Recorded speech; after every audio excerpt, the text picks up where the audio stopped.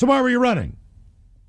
Well, I wasn't the runner, but my friends were. We all decided to change a drive-in sign from Hunt for Red October to a C-bomb? changing that first letter with a C. Correct. Okay. All right, for a Red October. I mean, Right. Okay. that is That's kind of childish. funny, yeah. That is inappropriate, but I love the I spirit. would go see that movie. Yes.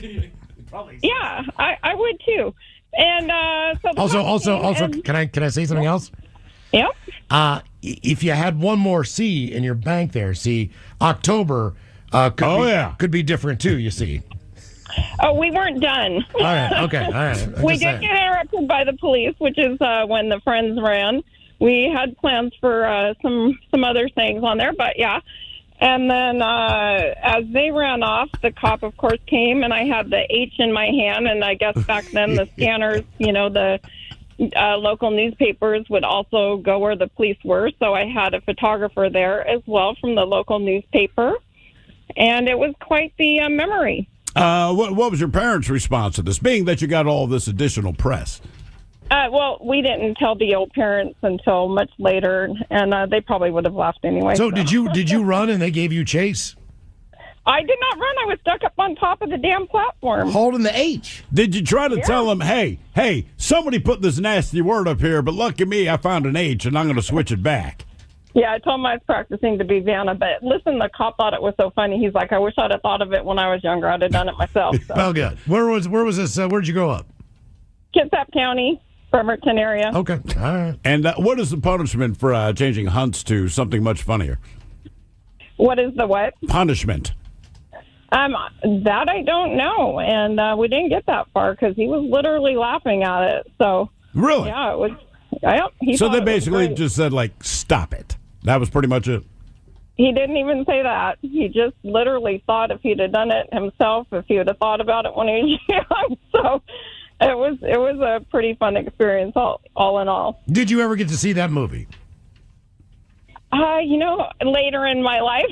I would just say that actually is a very good movie. It is a good if you ever movie, get yes. a chance to watch it, I know you were younger then, but I was watching part of it the other day. Of course you were. Yeah, it was on. I was like, it's a good it's movie. one of those movies where it's kind of hard not to watch when it's on. Yeah. Plus, I'm a sucker for Tom Clancy. What And was Sean Connery. What was the Come on. most memorable? And a young Alec Baldwin. I mean, Tom Clancy's one of the few authors that I'll read. You'll Just take the time to actually read his book? correct. Yeah. For fun. It's almost like he should be an author or something. Yeah, I mean, Why else would he's you got read it a on book? lock. Why else would you read a book? No, I know what you're I know, saying, it's but just he's, For instruction. Well, I mean, look, I'll be dead honest. In my adult life, I probably read 5 or 6 books total that weren't Right. high school related. Yeah. So, yeah, I'm just saying, Clear and Present Danger. I saw the movie. I was like, I'm going to read the book. there you go. What was the most memorable reason you were running? 206-803-ROCK. Why are you running? Why are you running? What is that from? That's a meme that's gone around. I have no idea what it's from, but there's some TV show or movie or something like that where it's this gal's halfway running, this dude gets out of the car. Why are you running? Look. Why are you running? Look, it's a fair question. If we stepped outside and someone was running full sprint, not in running gear, down the street, sprinting, we're like, uh-oh, what just happened? That's Why is that guy running? But even then, if you rob a bank, right, and you don't have a getaway vehicle, rob it as a jogger, because if you run by the cops, but you look like you're a runner, I don't say anything. Now, dressed as I am right now, if I went sprinting down the street, I would get stopped. Wasn't there Certainly. someone who basically told a cop that he was jogging because he was out there jogging? He was running from the cops, but he did. Oh, but he told the cops that he's jogging. But they just assume he's like, dude, I'm just jogging. They're like, okay, man, no problem. Huh. Oh yeah, that actually happened. I can't remember what that guy did, but that was his getaway. But he did actually do he something. actually did. I don't know if he did it intentionally or he was dressed that way. Yeah. I mean, I also think sometimes you just see other people running, you start running. It depends. If it's a panicked run, maybe. It Yeah. depends how many people are running. All right. If I walk out on the street, one person runs by, and obviously it's kind of up to no good. Someone is chasing him, or he has an emergency. Right? If 40 people are running full tilt, I might just follow suit and run with them. Right. Because you just know there's something bad back. If you're walking into a grocery store, there's just And people, everyone's everybody's running out. out. Yeah. You're like, yeah, I'm not going in. I'm going to leave. If one person's running out, you're like shoplifter. Trip them. Actually, the last time I went to a full sprint, we were in the car. My wife and I are in the car. It is rush hour traffic. We just finished the show, and we get a text from my daughter.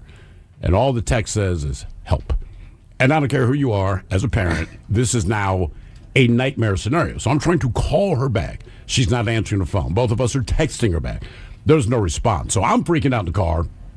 Traffic is what traffic is. So we get close to my exit. And I live close enough to the exit. It's close. But just the way traffic was, I'm like, I'm jumping out of the effing car here, run up I-5, cut through these bushes, hop a fence, and I sprint all the way home. I'm a smoker, and I'm old. It's maybe 7 years ago, right? So my daughter's about 8 years old. And again, all this says is help. I run into the house. My adrenaline is going. I find my daughter, and she's sitting at the dining room table eating Oreos. And I'm like, oh, my God, are you okay? She's like, yeah, what's up? I'm like, you sent me a text that said help. She's like, oh, I needed help opening the Oreos. Yep.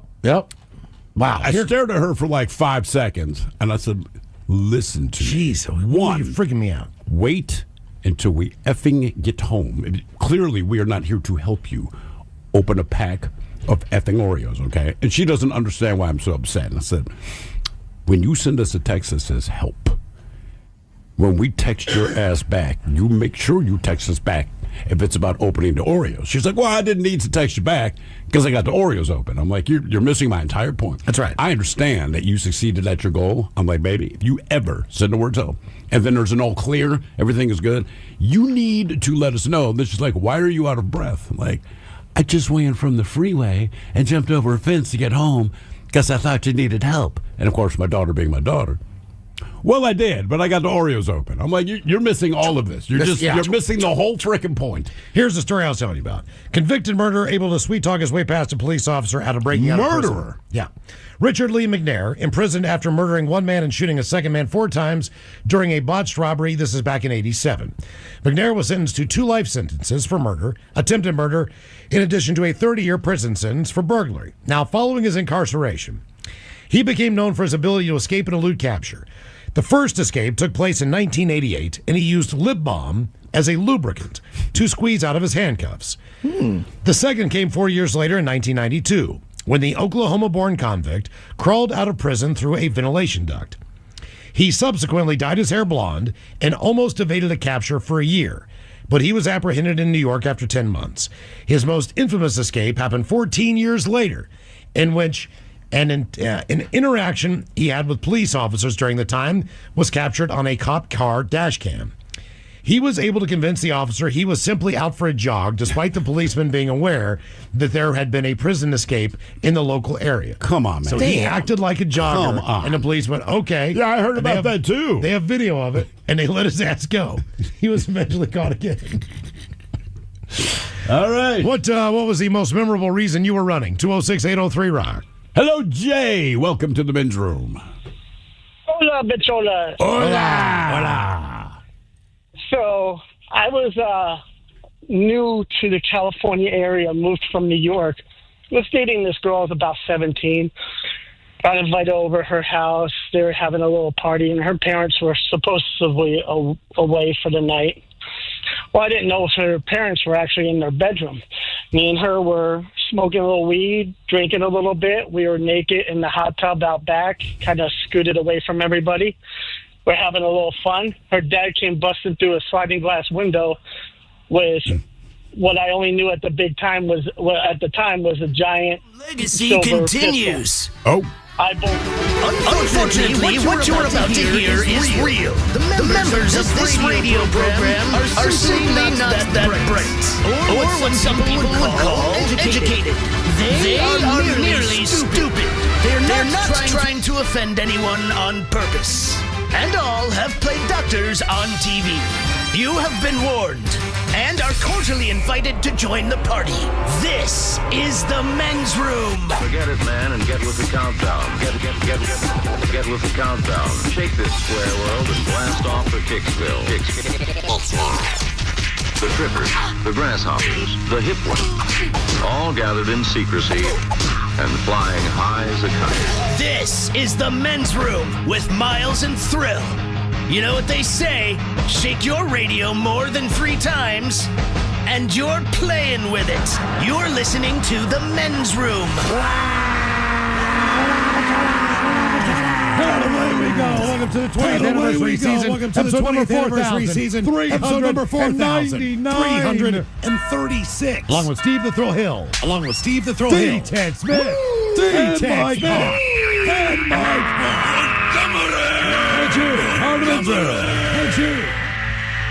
On tap today, the return of Who Sucks Less. We will play Profile This. Plus headlines, the men's room shot of the day, fun with listener emails, and everyone's favorite, TV Time with Tate. Clack, clack. All right, here we go. A delivery driver gets suspicious after dropping off an order of zip ties, a hatchet, and bleach. Turns out, even if you're dead, a wedding contract you cannot breach. 2 sent to the hospital after a squirrel in California goes nuts. A shoplifter in Massachusetts has a bag of cocaine go into his guts.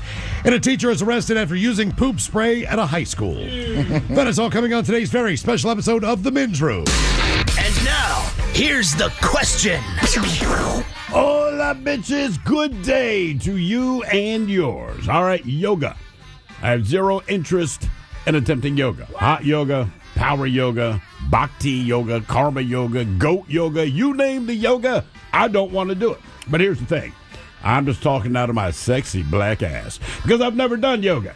I've never even tried it, so who knows? Maybe I would actually like it, maybe not. Look, last week I tried pork brains and milk gravy, and much like yoga, I'd never done it before, and I had no interest in doing it. But looking back, I can now say that I really wish I had not done that. Because pork brains and milk gravy tastes exactly as good as its name implies. But now I know. But the only way to really know something is to experience it. In fact, there was a recent online discussion about what food was the biggest disappointment once you finally tried it. And it covered people's reactions to everything from the McRib to lobster to kombucha. But look, we've all been there before. We're excited to try something, only to be met with disappointment.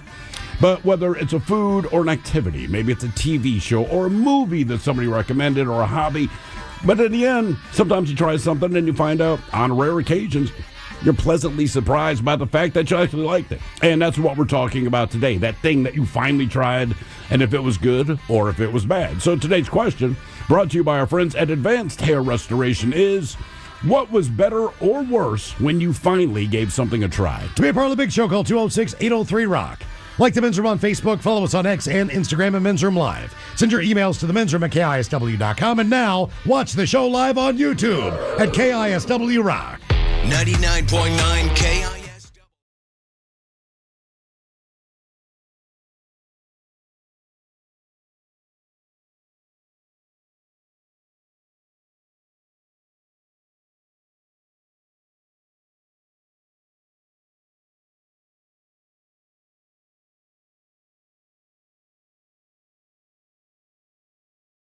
Listening to the Men's Room with Miles and Thrill. 99.9 KISW. All the shows, away we go. Welcome to the 20th anniversary season, episode number 4,399. What a large net charge program we have for you today. The exciting return of Who Sucks Less. Steve, I don't know how you do it. You find messed up stories in the news. Oh, yeah. Everything I read is just sunshine and rainbows, you know? Yeah, me too, man. You got to look hard. But you find, look hard. You find people doing bad things. You bring us three stories each and every week, and it's up to us to determine out of the three stories which one sucks the least. 4:30 is coming up with Who Sucks Less. Is there a theme this week? I guess maybe there's a better way to deal with people that get on your nerves.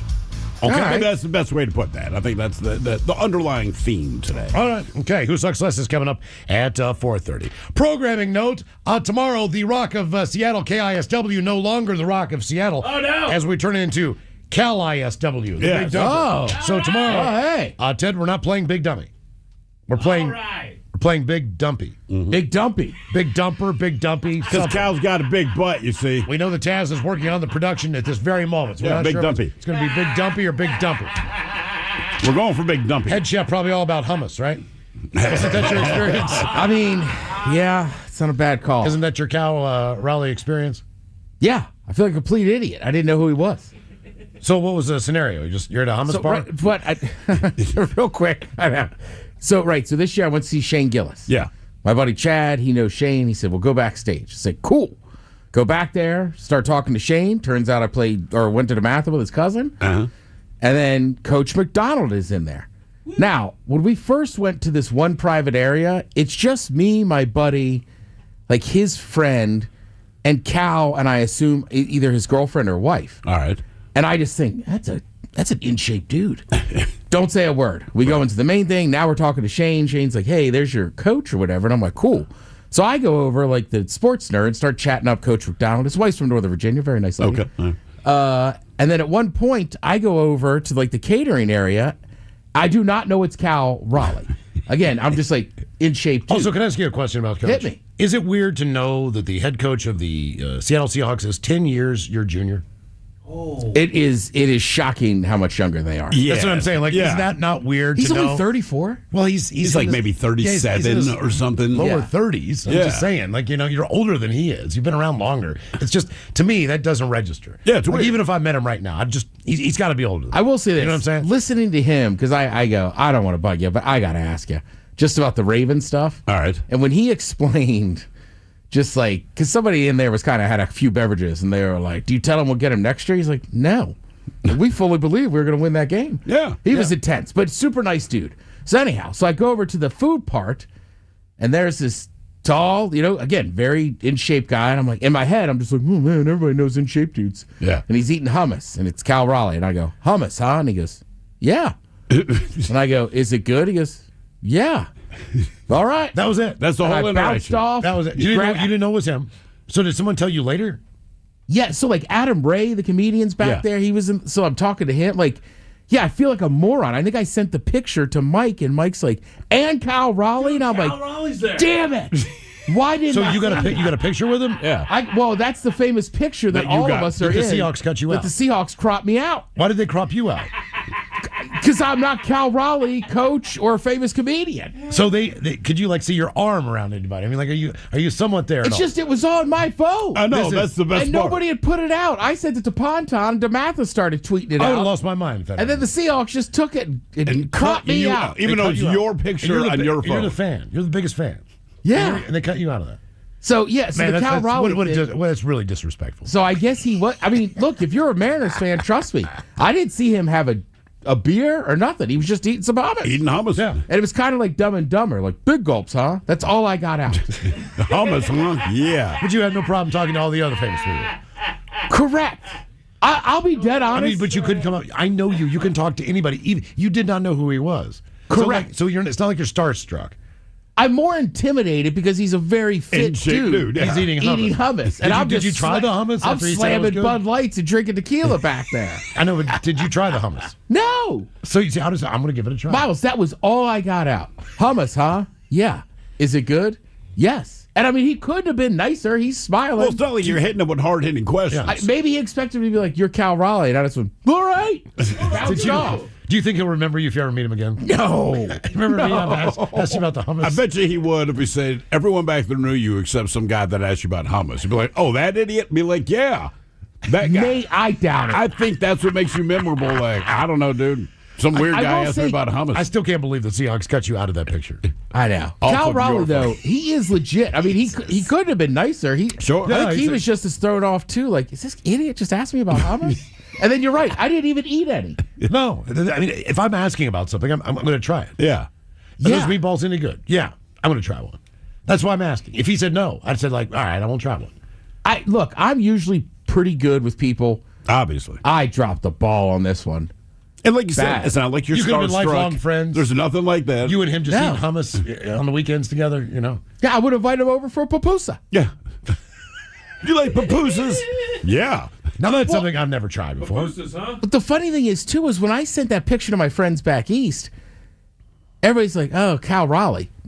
None of us knew he's going to have the best. They don't know of who course. Shane Gillis is. Was he not in the picture? They know Shane, and they knew Adam Ray, and they knew Coach McDonald, but they were like, oh, it's the catcher for the Mariners. I don't think anybody knew he was going to go out to have the best year ever by a catcher. Well, now they know Right. who he Yeah, is. now they- now they know who he is. So at first it was kind of funny, but now they're like, you're an idiot. I'm like, I know. Grant, I couldn't tell you the catcher for the Padres, but if he had a life-changing season, Yeah, now then I you know. know. Now I know the guy's name. When I saw my nephew work at the bar in Cape Cod, I mean, the first day I went in there, he's just like, look, Cal's got to be the MVP. And I mean, he just broke it down for me for 15 minutes about a switch-hitting catcher, Right. hardest position in baseball. It's like, yeah. Again, So you are can we- hear it in my voice. I feel like a complete moron. Are we going to talk hummus tomorrow then? Maybe we should. I mean, I'm not gonna lie. When Ted showed me the photo, I thought he was effing with me because he comes in and he shows me the photo. He was like, "Hey, Mike, you know who that guy is right there?" That's what I think it is. Like, "Hey, you know who that is? Look who I am." Right. I was like, "Yeah, dude, it's Cal Raleigh." He was like, "Cal Raleigh, that's who it is." That's when you found out? Yes. You didn't find out till the next day? I didn't No know. one even told you in the venue? They assumed that he knew. Right. I would guess. Okay. It's that makes look, sense. That makes and sense. Ted, look, I would get that you might not recognize him if he did not have the season that he's having right now, right? But you just make the assumption anyone that's floating around back there, other than you, probably knows somebody. See, if Steve and I were back there. Especially in shape, dude. You just make the assumption, like, all right, man. Like, nobody's that fit. All right, so full disclosure again, I was a bit intimidated by him because he was so fit. And I was in my head. Fit it's guys intimidate you. Well, right. What am I going to say? He's eating hummus, and I'm just being old fatty slugging down beers. What's wrong with that? I was intimidated by him, so I got nothing out. If I had known it was Cal Raleigh, I would have said, "Hey, I'm a fan of the Mariners." See, I said, Coach McDonald, you ruined our defense. We suck now. Thanks for leaving. He was fine with me, and then at the end, I had a shot of tequila, and I said, "All right, I got one piece of advice." And he goes, "What's that?" I go, "Run more sluggo routes," and he just went, "Sluggo routes, okay." Yeah, okay, thank you. He didn't give me the thumbs up. He basically was like, "All right." At least you're not singing Michael McDonald. Go away, idiot. Cal ISW. Tomorrow. Yes. All day long here. A butt made from hummus. On the rock. What else we got going on? Have you checked out our new YouTube deal we got going on at KISW Rock? I want to say that we are just a couple of subscribers away from 2,000. I don't know what that Is that good? It's a milestone for us. Sure. We're learning as we go. But however, we would love for you to subscribe to our YouTube channel. Not only that, smash the like burger, the thumbs up. Give us. I'm going to give us a thumbs up right now. That'll be 4. You haven't liked? I do it every day. It takes me a little time to remember to do it. So I just did it. Now 14 people like it. 14? 14 people. that at the 14 fifth people like the YouTube there. Oh, whoops, crap. Good job, Steve. All right. I'm trying. Yeah. Okay. All right. Our question today, we're going to talk about for better or worse. When you finally gave something a try. And Steve, I think I tried to put it out of my mind. Last week on Ted's Meat and Potatoes, we did try some awful foods. We did, yes. Some were not as bad. We learned that Ted grew up on canned bread, which to be fair, it tasted like bread from a can, right? It did. I mean, this tasted like bread, super dense. But we always put country crock on. You got it. Country crock. No. Okay. Oh, no.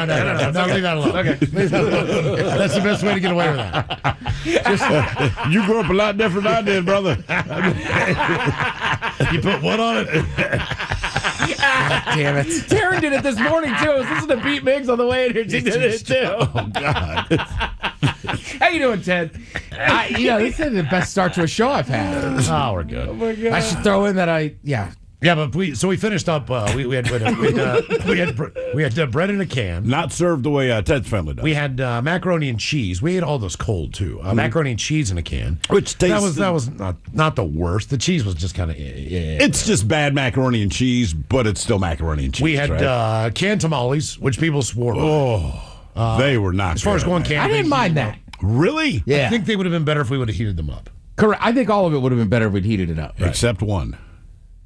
What else? We had one more thing. Boiled peanuts. Boiled peanuts. Apparently, they on were these, terrible. We were supposed to take the shell off.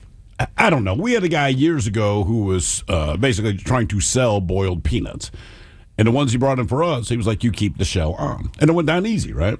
I don't know what was going on with those things that we tried last week. And everybody was like, I'm from Mississippi. You don't do this. And we don't know. Yeah, we didn't know. Honest to God, we didn't know. So anyway, we tried that, and then we finished it off with what is called pork brains in milk gravy. That is not what it's called. That's what it is. That's like saying this drink is called Jack and Coke. Pork brains in milk gravy. Now, first of all, I've never had milk gravy before. You can make gravy like biscuits and gravy from a milk base, but it did not taste anything like that. Well, I think the pork brains overpowered the milk gravy, which is unfortunate. And we had a lot of cracker. Yeah, I still think milk gravy would be good on its own. I think it'd be fine on its own. I just think mixing it with, I don't know what you would put with those pork brains to make them taste better, but that was, like I said, they taste exactly as good as the name says they're going to be. Right. It tastes like pork brains. Yep. So today we're going to talk about what was better or worse when you finally gave something a try. But I was kind of look. I did not think I would like the pork brains because I am not a fool. But deep down, I was hoping that I did because I thought if you really like these, right? If I eat a pork brain and I'm like, you know what, this is delicious. I know I can get it on sale. I got another can at home. You know they're always going to be plentiful. There's no competition. It's not like liking a Hershey bar. It's like if I like this, and it's another thing I could bring home, knowing no one in my family's even going to want to try it. But as it turns out, it was awful. It was disgusting. I was able to keep it down. I don't know how. I kept it down. I kept trying to, with a cracker, I kept trying to push it to the back of my throat. Yeah. Because that way I would not taste it. So with the cracker was kind of guarding my tongue. So I kind of left the cracker there and tried to suck the pork brain into the back and just kind of swallow it. No, I just straight up chewed it, get the flavor. That technique I thought worked a little bit better. It was not the right thing to do. It was not the right move. Then, Mike, you had pork brain stuck in your mustache. I did. I just remember hearing you scream that, it's in my mustache! Well, because it's also in that milk gravy, so that already has its own little scent. That's the other thing, man. Wasn't it in your I teeth, burped too? up that taste for like an hour, probably. Yeah, and every time you cleared your throat, and I tried chewing gum, and my breath tasted like mint and pork brain. There was just nothing. It just had to go away on its own. Yeah, it was absolutely horrible. Yeah, I could taste little stringy bits right between my teeth. And it was just sitting there, and my tongue was just dancing on it the entire time. I was like, I can't do this. Stringy bits of Well, the pork idea brain. was these are canned items that people no longer buy anymore. And They were popular 50 years ago. 50 years. And now we know why they're But not. I'm 55 years old, and I don't remember this. No. Like, this was not something that was Because part you of were 5. Well, but still, though, that would be the type of food that we would eat in a poor home in West Virginia. Sure. I mean, that fits the bill. Vienna sausages were plentiful. Cans of those things. Oh, yeah. People still eat them. Sardines. My dad used both of those things. It was always sardines and mustard sauce and Vienna sausages, Vienna which as a sausages. kid I liked, and then as an adult I'm like I don't know why. It's basically I like just an uncooked hot dog in fat. that.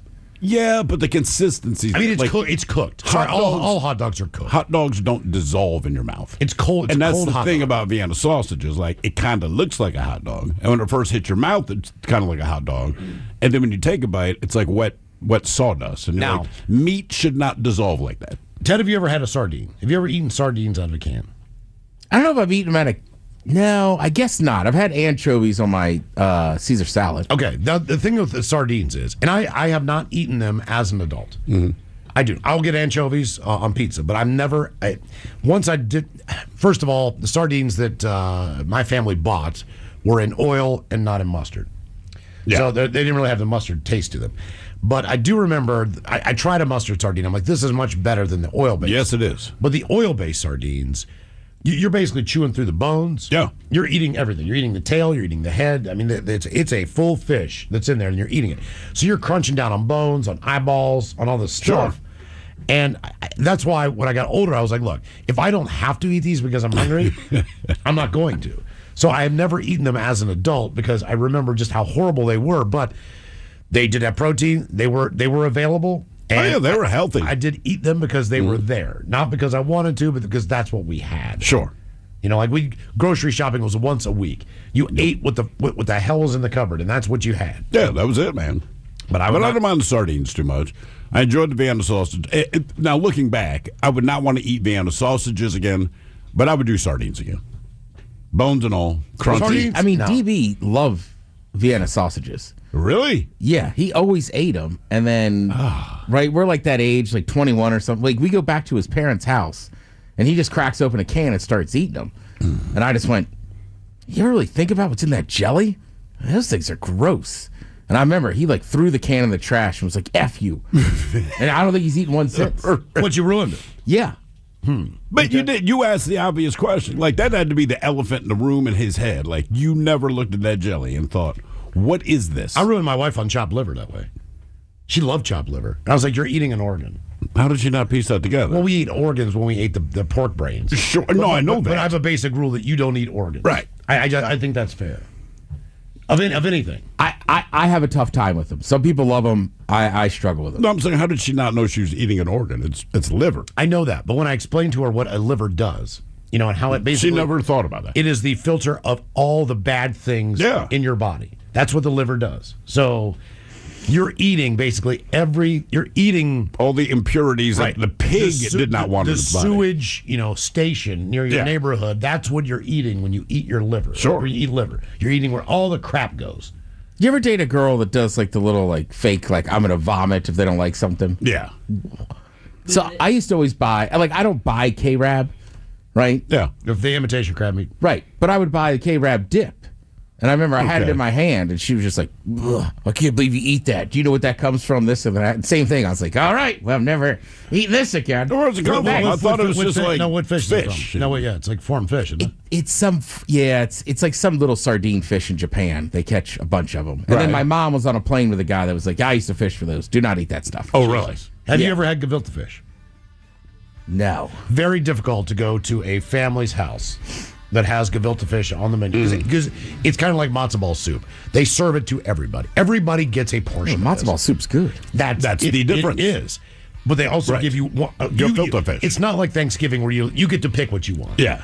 These meals are you eat this in the first, and then we're going to say some dumb prayer. Then you eat this again, we're going to say some stupid, whatever it is. It's not stupid. It's just I don't care. I don't need to pray before I eat soup, right? And then pray again afterward.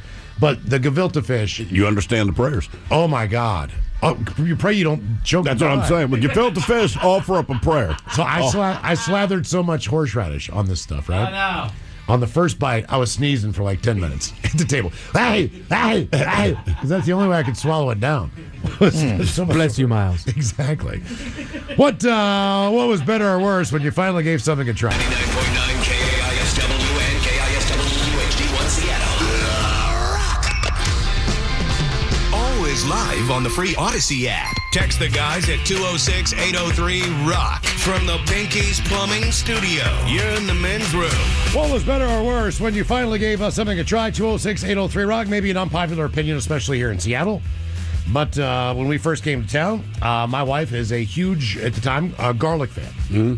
So when we went to first Mariners game, garlic fries were something that I'd never seen before. She smelled them, 3 rows away. They smell amazing. Yeah, and they do. And I was like, man, you know what? I will give that a try. So she gets to order these fries, and she is housing these things. I take 2 bites, and I'm like, I like garlic. I like French fries. For whatever reason, when they put them together, I don't like this. It's the jarred garlic and the fries are limp. I mean, that's my problem with it. Yeah. I feel like if they had fresh garlic and fries that could hold their shape, I think it'd be a lot better. But people love them. She would house the entire thing and get them every single time. And you don't want to sleep with that person. You don't want to kiss that person for at least 24 hours after they're done with that. But it's just something I tried it once, and maybe I didn't get the right batch. But you did. You did. I just thought, they smell great, but I'm always disappointed when I get them. So I just stopped getting them. I'm with you. They smell awesome, and I get it. People like them, but I don't get them anymore. Okay. Yeah. People online are listing the foods that were the biggest disappointments once they finally tried them. And here are some of the highlights. And please chime in if you guys have had any of these foods. Truffle oil French fries. Yep, of course. And I like. I mean, look, I like truffle, and I know it's not made from actual truffle, but I do like truffle oil. I like the fries. I like them. It's fine. I don't want to pay $18 for an order of fries. And that's the difference. I will not pay for them just based on the price difference. And again, they're not using real truffle oil. You know what I'm saying? So I understand. If it's real truffle oil, I get it. You got to pay for the cost of truffle oil because truffles aren't cheap. But 9 times out of 10, the truffle oil is not actual oil from truffles. Now, truffles are mushrooms, correct? Yes. Now, do people just eat truffles? Yeah. And they're super expensive, too. I don't think I've ever had a truffle. I have, just not. More than likely, you probably haven't. If something has a fresh truffle, like shaved on it, it's going to be expensive. And shaved. Really? But this is something that you can grow. So if you can grow a regular mushroom, why don't you just grow these instead if the price point is higher? I don't know that you can just grow them. Right. Okay. There's something with them, right? Because like even they're like underground. Like they have truffle pigs that sniff these things out. All right, so I was going to say, right, what is that fancy over by the wineries in Woodinville? It's that nice hotel, and they have like the barking frog. I don't know. Like Miggs, like after Miggs' wedding, we stayed there. But the next morning, me and my buddy were walking the grounds, and we met the truffle hogs. Oh yeah, Yeah. The truffle hogs and Yeah. sniff them out. Yeah, let's there's sniff 'em out. some dogs can do it, but it's a very specific thing to find It truffle. really is. Yeah. Okay. Next on the list, people that they said, I expect a gourmet on the truffle oil and fries, but they tasted greasy and artificial. Okay, how about Dubai chocolate? I have not had it yet. I don't know Same. anything about it. I didn't really even hear about it until the recall was last week. Something like that. So I know nothing about it. because it's pistachio. So it's I think it's milk chocolate and it's got a filling that's kind of made out of pistachio. Okay. So and it's all the craze right now. That's the only reason why I haven't had it is because it is such a fad right now that they are making a killing off of everybody. That's what it says. It wasn't even close to being good for all the hype it's getting now. Okay, yeah. Right. Like Correct. I'd like to give it a shot. I'm sure it's a good Try combination. the little knockoff ones they get the morning show has next door. That's how I tried it. All right. Well, You want one? I'll get Yeah. you one. Yeah, absolutely. Let's Let me try it that. right here on the Let's show. steal it. They don't care. Sorry, guys. We're going to steal some of your Dubai chocolates. Even though they're not from Dubai, they're more like Detroit. A little bit cheaper. So it's a style that has that name. Right. Because that's what I thought, too. Is like, ooh, is this chocolate from Dubai? And then all of a sudden, everybody's got a Dubai chocolate. Like, So it's oh, not no. even from Dubai. No. It's just, right. It's like French fries. And also, can we tone down Dubai just a little bit? Okay. We're not These going are out there Dubai playing. style. Ooh. Strawberry, pistachio, truffle bites. Oh, strawberry. They Okay. put strawberry in there. I'll take a God, bite. I can't. I don't want You can't do You strawberry? can't do strawberry, Mike? I don't like fruit in my. It's probably not real fruit. Sweets. Chocolate I'm covered guessing. strawberries, not your. Like not your I can't bag? do like any kind of like fruit filling Can't or pastries. don't. I got Don't. two of those. Okay. Don't like the like a good like combo. the apple pie at McDonald's, whatever. I can't eat that. crap. I love a chocolate covered cherry. Well, I do like a chocolate covered cherry. I don't like when it's like jelly. Oh, all right. You know what I'm saying? Agree to disagree. Yeah. yeah. They're What do you not think, great. Thrill? I don't love them. I'll eat the other one, but I mean, they're fine. They're fine. I mean, if this is close to what Dubai chocolate is, it's not worth whatever they charge. Okay. And I love pistachio flavored stuff. Yeah. Me too. It's a good little hint of pistachio that tastes. It tastes fine. Yep, tastes fine. Right. I will say this: they sell some of the real ones sometimes in the airports. And I asked the lady because it was like $50-some. I go, "You had one?" She goes, "Yeah." And I go, "Is it worth it?" She goes, "Honestly, no." For how Thank many? you. $54 for how many? For a real one, it's For like for a one. bar. Yeah, For one chocolate. Jesus. yeah. Wow. Okay. It's got the name Dubai in it, my man. That lets you know it's going to be expensive. So if you were to go there on vacation, does that mean everything is expensive? Is it like What, Dubai? Dubai? Yeah. Yeah. Yes. So you're not going there to gamble. I mean, it they depends who even you have are. A lot of casinos? people that go there are worth a lot of money. Sure, I figured that. I just figured that, like with any other tourist destination, that it would be accessible to anybody who wanted to go and spend money. No, their tourists are rich people. Just rich people. Yeah, that's. I mean, where Dubai is, you're not wrong. It is open to anybody, but It's open. everything is You very gotta have the money. expensive. I would think there's like a Ferrari like museum and It's and like going to Monte Carlo. I Yeah, mean, right. right. Anyone's invited, but you won't be there long. Right. It's where, Okay, it's, where the, all right. it's where the wealthy go. Fair to enough. play. What was better or worse when you finally gave something a try? Next up, the McRib. That's terrible. I did not have high expectations in the first place, but this thing's terrible. The McRib sandwich. I mean, It's not good. I like the McRib. Really?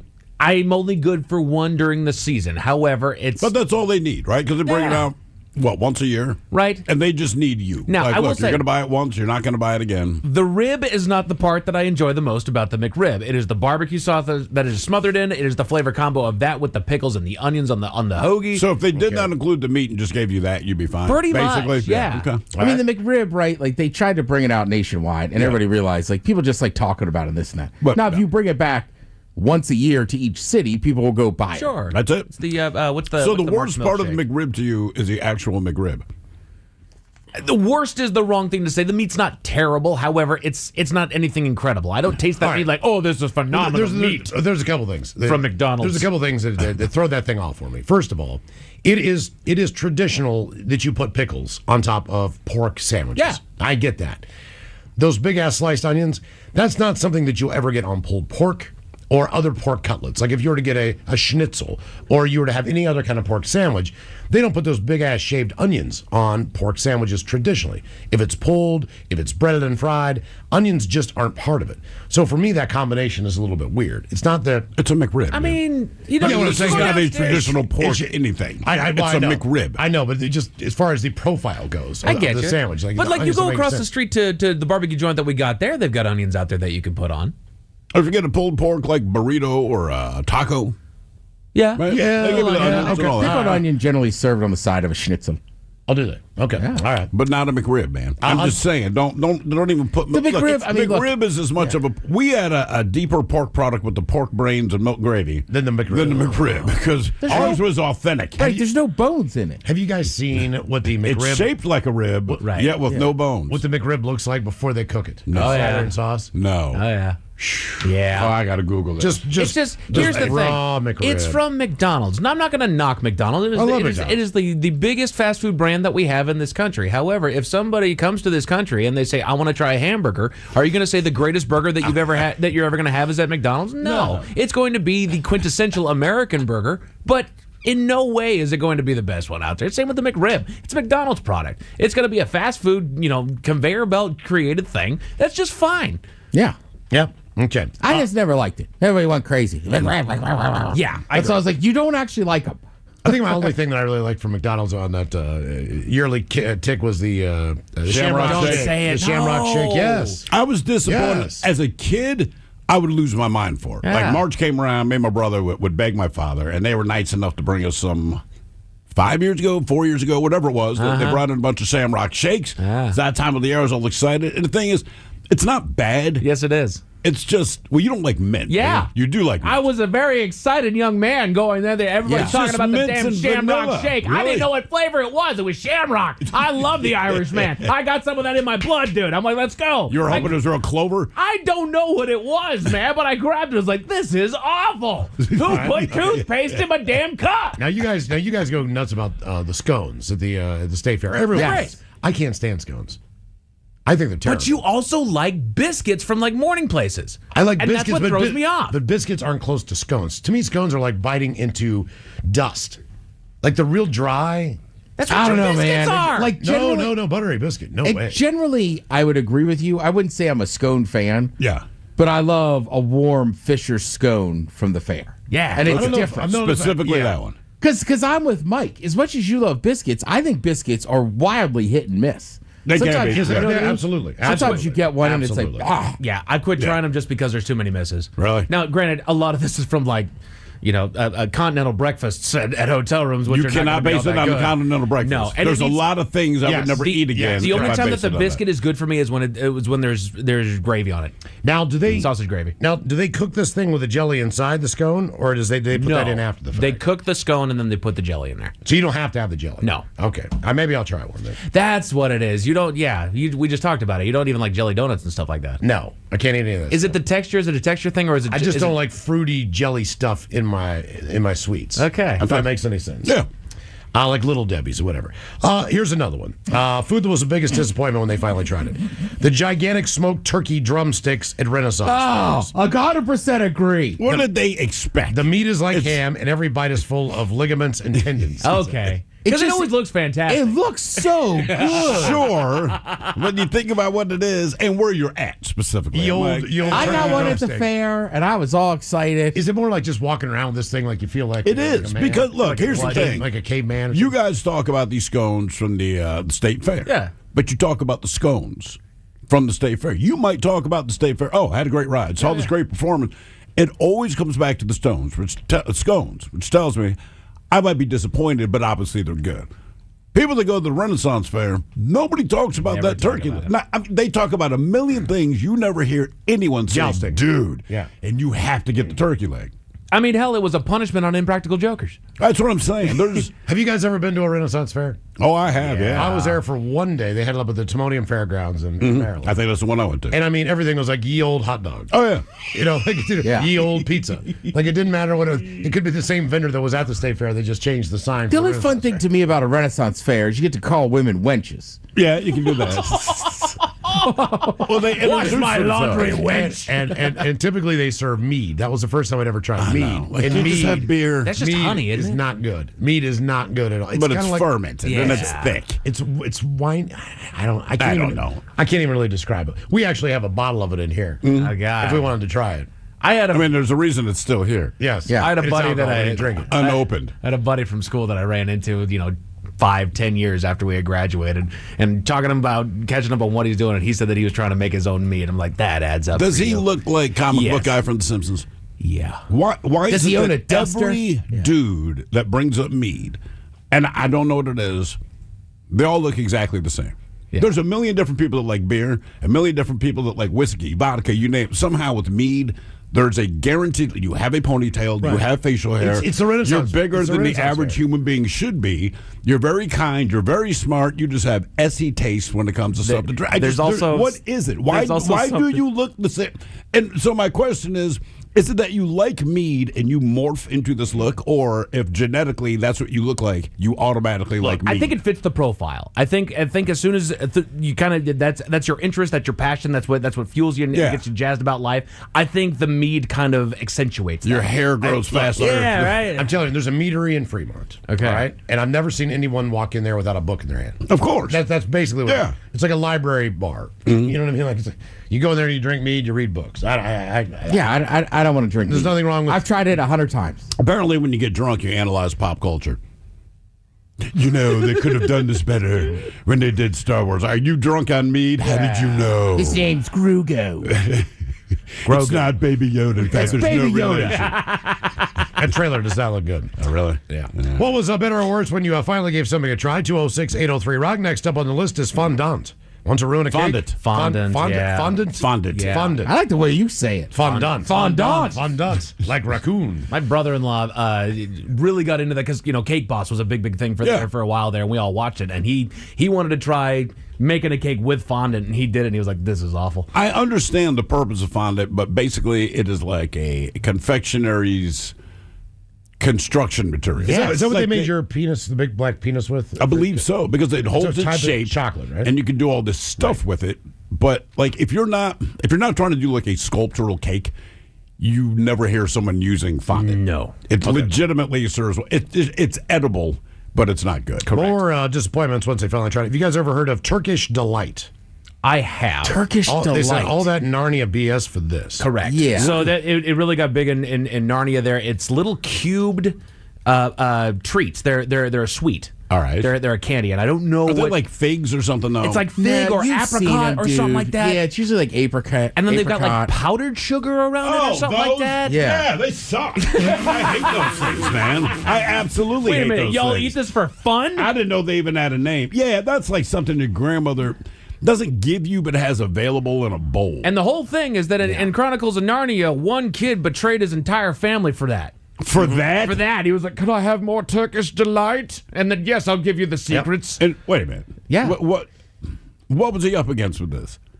He was a kid, and there was The this, Turkish, but I'm saying, so he has one more Turkish delight. What happens to? I'm just picturing my son like, Dad, I'm so sorry for what's about to happen, but I really want this. I didn't read the books, and it's been so long since I've seen the movies, but I remember For that. when they went into Narnia, they got a little bit separated there, and like humans are like valuable in Narnia or something like that. I don't know what it. There was like a prophecy that they were going to take over Narnia, and the gal that's in charge of Narnia at the time was like, "I don't want this to happen." Wait a minute, there's one of them.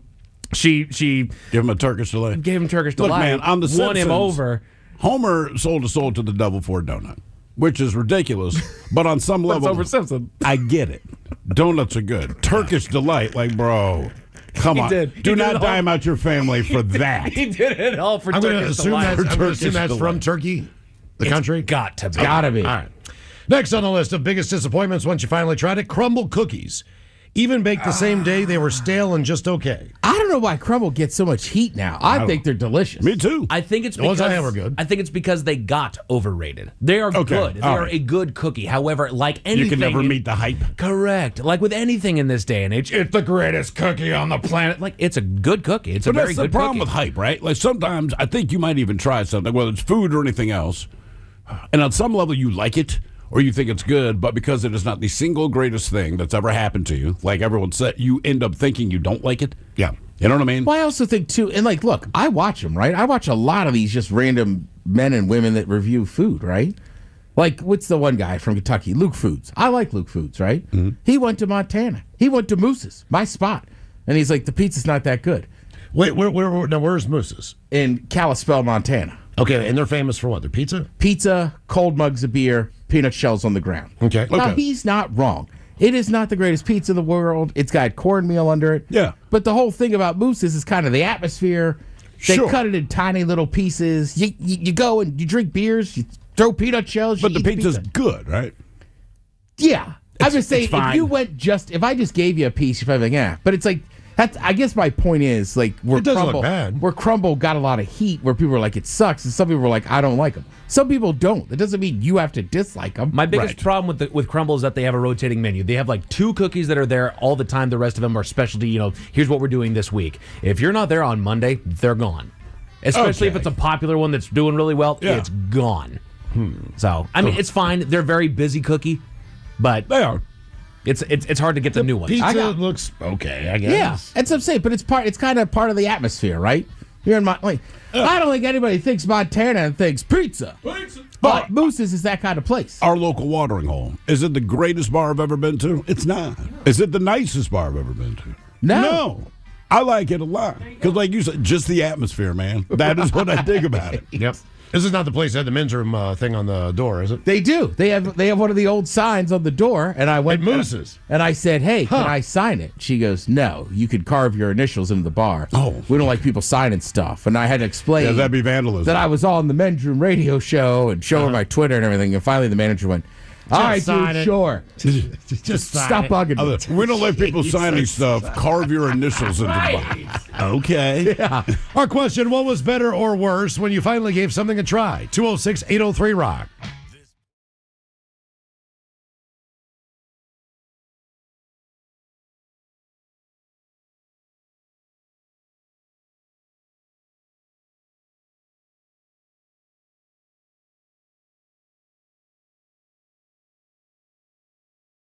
We made it to drinking time. Somebody out there deserves to be recognized. And the men's room knows just who it is. So to you, we say, bottoms up, sailor.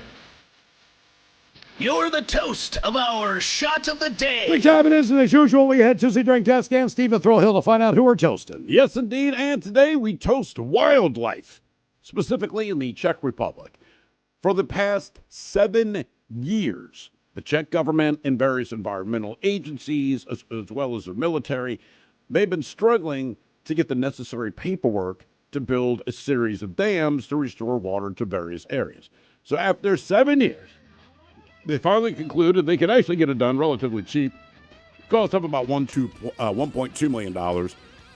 But then to go through more paperwork, more of their bureaucracy. And while this was going on, turns out a family of beavers moved into the general area, and in 2 days, keep in mind, they've been working on this for 7 years, haven't even started construction. This beaver family moved into that area, and in 2 days, they built a series of dams that literally solved all of their problems. Wow.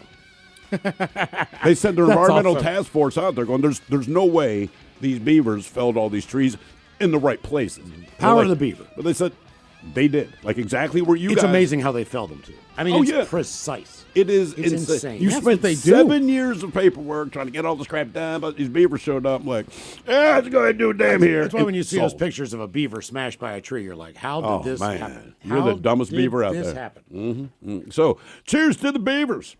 So we pour this booze and we drink this booze because we think it's yummy. Yummy. So over the tongue and down the throat to party in our tummies.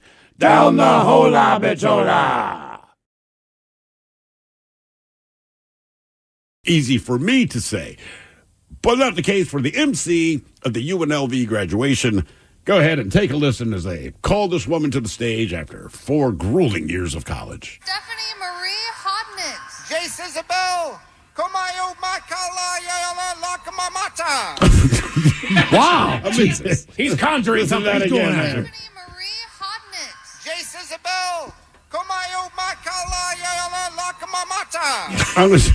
Either he was having a stroke or he conjured a demon. I know. And it's hard to know what that was. Just one more time. It's really not that hard to say. Marie Hodnitz. Jace Isabel, Komayo Makala Lakamamata. But no matter what, she knew it was Congratulations. her. So we pour this booze and we drink this booze because we think it's yummy. Yummy. So over the tongue and down the throat to party in our tummies. Down the hola bichola. Somebody out there deserves to be recognized. And the men's room knows just who it is. So to you, we say, Bottoms up, sailor. You're the toast of our shot of the day. Drink time it is, and as usual, we head to the drink desk and Steve at Thrill Hill to find out who we're toasting. Yes, indeed. And today we toast country superstar Morgan Wallen. That's right. He seems to be in the news more and more. This time, something went wrong, but it was an innocent thing. So he played a show in Toronto, and he walked with former Blue Jays slugger Jose Bautista. All right? So the place, of course, they go absolutely ape-ass. But one of the things people remember about Jose, specifically if you live in Toronto, he had his legendary bat flip after he hit a monster home run in the 2015 American League Divisional Series. All right? Yeah. So Morgan and he are now walking out to the stage before Morgan's show. So Jose hands Morgan a bat and encourages him to do the bat flip on stage, man. You know what I mean? Let people know. And Morgan obliged. And as he launched it, it flew directly at Jose's wife, hitting her in the face. Oh, no. Oh, no. Oh, yeah. It came right at the camera. Oh, no. Yeah. He didn't mean to. Oh, It's no. a direct shot, too. Oh, yeah. Oh, I mean, this man. thing. Well, that sucks. The good news is Jose was like, hey, man, she's all right. Wasn't as bad as it looked, but yeah, he's not good on the bat flip there. So keep going, Morgan. So let's drink. We pour this booze and we drink this booze because we think it's yummy. Yummy. So over the tongue and down the throat to party in our tummies. Down the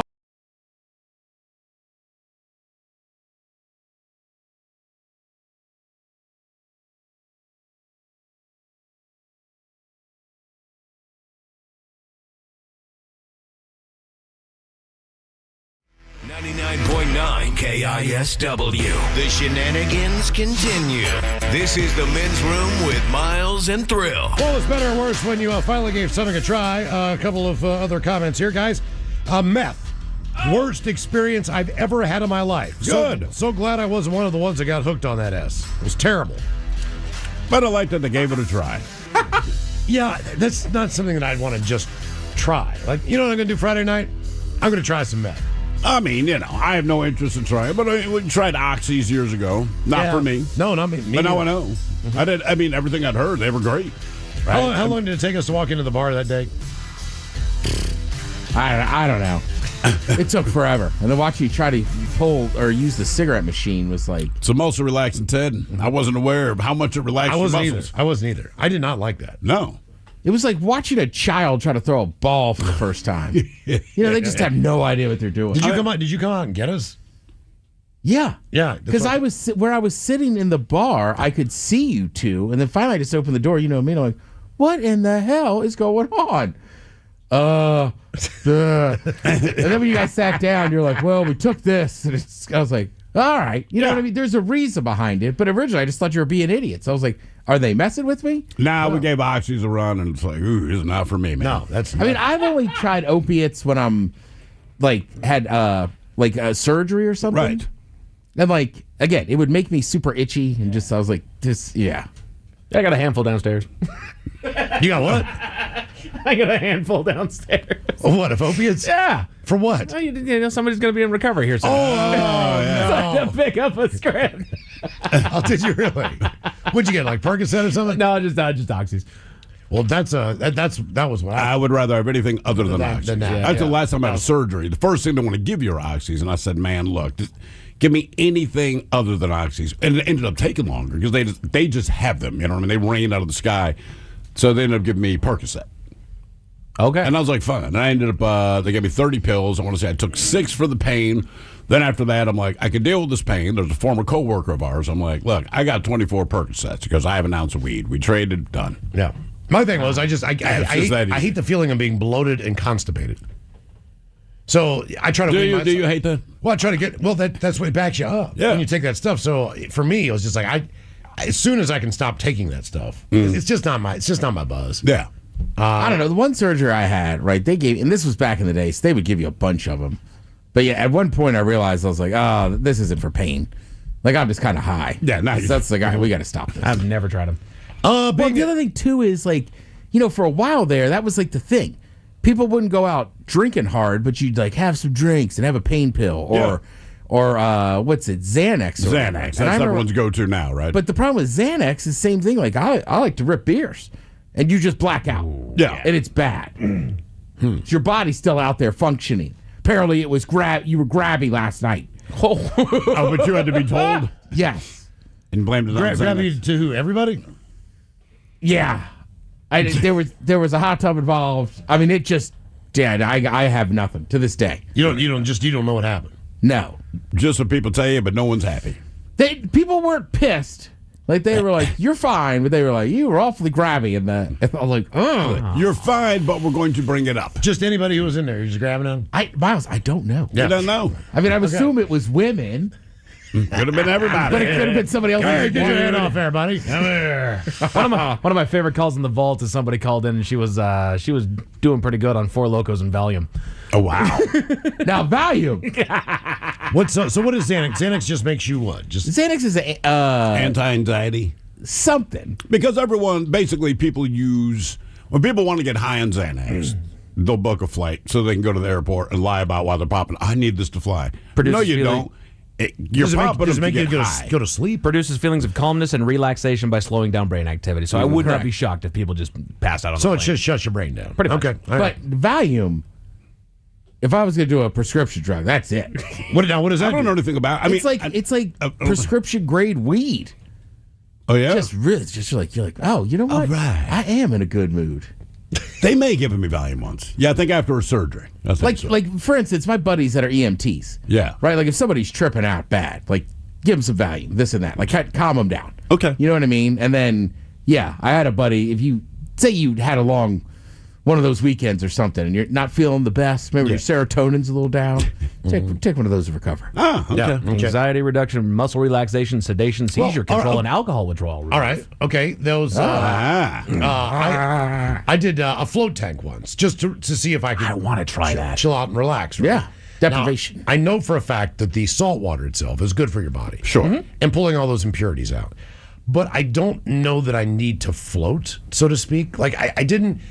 People said you could fall asleep in there, you could do all this stuff, and I'm just sitting in there. I think there was a radio in there, so I turned the radio station on, and I'm floating, and I'm just kind of starting to get bored. You shouldn't have had a radio station on. I should have or should not have. Should not. Well, they had a radio in there, so I just. I know, but it's figured that was supposed to part be of what you deprivation. Right. You know, that's the whole idea. And I think is the that point there's of floating, too, is that you have no stress on any of your muscles there. You're just kind of suspended. do. Correct. When I got out, I was like, well, okay. I just didn't get the. See, I'm not good at meditation or any of those things. And I know they're all good things for you. I can't get into that zone for some reason. Well, that's what's good about a deprivation tank, is you don't have to be good at meditation. It kind of puts you there. Right, because you're there's at the nothing same else. level as the water. It's the same temperature as your body. So you kind of forget where you start and where you end. Yeah. Okay, so you got something out of it. Yeah, I loved it. Yeah, but you should not have had a radio. That's There shouldn't be any noise. That's kind of the point. All right. Okay, well, I messed that up. Well, I did. They had a radio in there. I'm like, I'm bored. I don't know whether they had a radio. So you're judging the jock that's a... No, I'm bored. I'm just sitting there listening like this. Usually it plays soft music to kind of wake you up out of it. I mean, I just picture a bunch of Tibetan monks, and it's dead silent, and they're all, face down in prayer, and then somebody cues up Metallica. It's just, this isn't the time. Okay, I got you. All the rock. Got you. Master. What's almost better worse Let's when you get the finally lid out. Keep praying. Gave something a try. Guys, I've always wanted to be a teacher. Now, I love teaching. I found out I hate being a teacher. The funny thing is I'm still teaching. Oh. I think there's a lot of people in their careers that have that kind of same feeling. Yeah, because there's a difference between being a teacher and teaching. Right. Yeah. Right? Yeah. Another person says being a cop. I'm just not the right personality for it. So I went back to being a medic. Working in daycare made me realize I love my kids. I don't love all kids. Yeah, I have no confusion with that. No, you love your kids because they're yours. Any other kids, you have. You naturally love them and you want to do them right. But anyone else's kids are just like, yeah, whatever. They're a-holes. But your kids will weigh on your last nerve, and like you said, the reason they are not murdered is because they are yours. And that is the beginning and end of that whole statement. I love you so much, you get to survive. That's it. That's parenting. Right. What was better or worse when you finally gave something a try, guys? Cocaine and bungee jumping. Did not like bungee jumping. I'll tell you what I did in December is I went ziplining. Yeah. I had been one time before. That is the last time I'll ever go ziplining. Wow. The harness is absolutely just wrecking your genitals. Oh yeah. It is absolutely. I was in so much pain. When I dropped off of one platform, my ass also hit the platform. Right. Because the line was a little slacky. And I dropped out, bruised my tailbone, and basically wrecked myself. I mean, I sat on my on my testicles. And I was just like, oh my God. And so the whole way down, I'm feeling it go up into my stomach. And not only this zip line course was probably 12 different runs.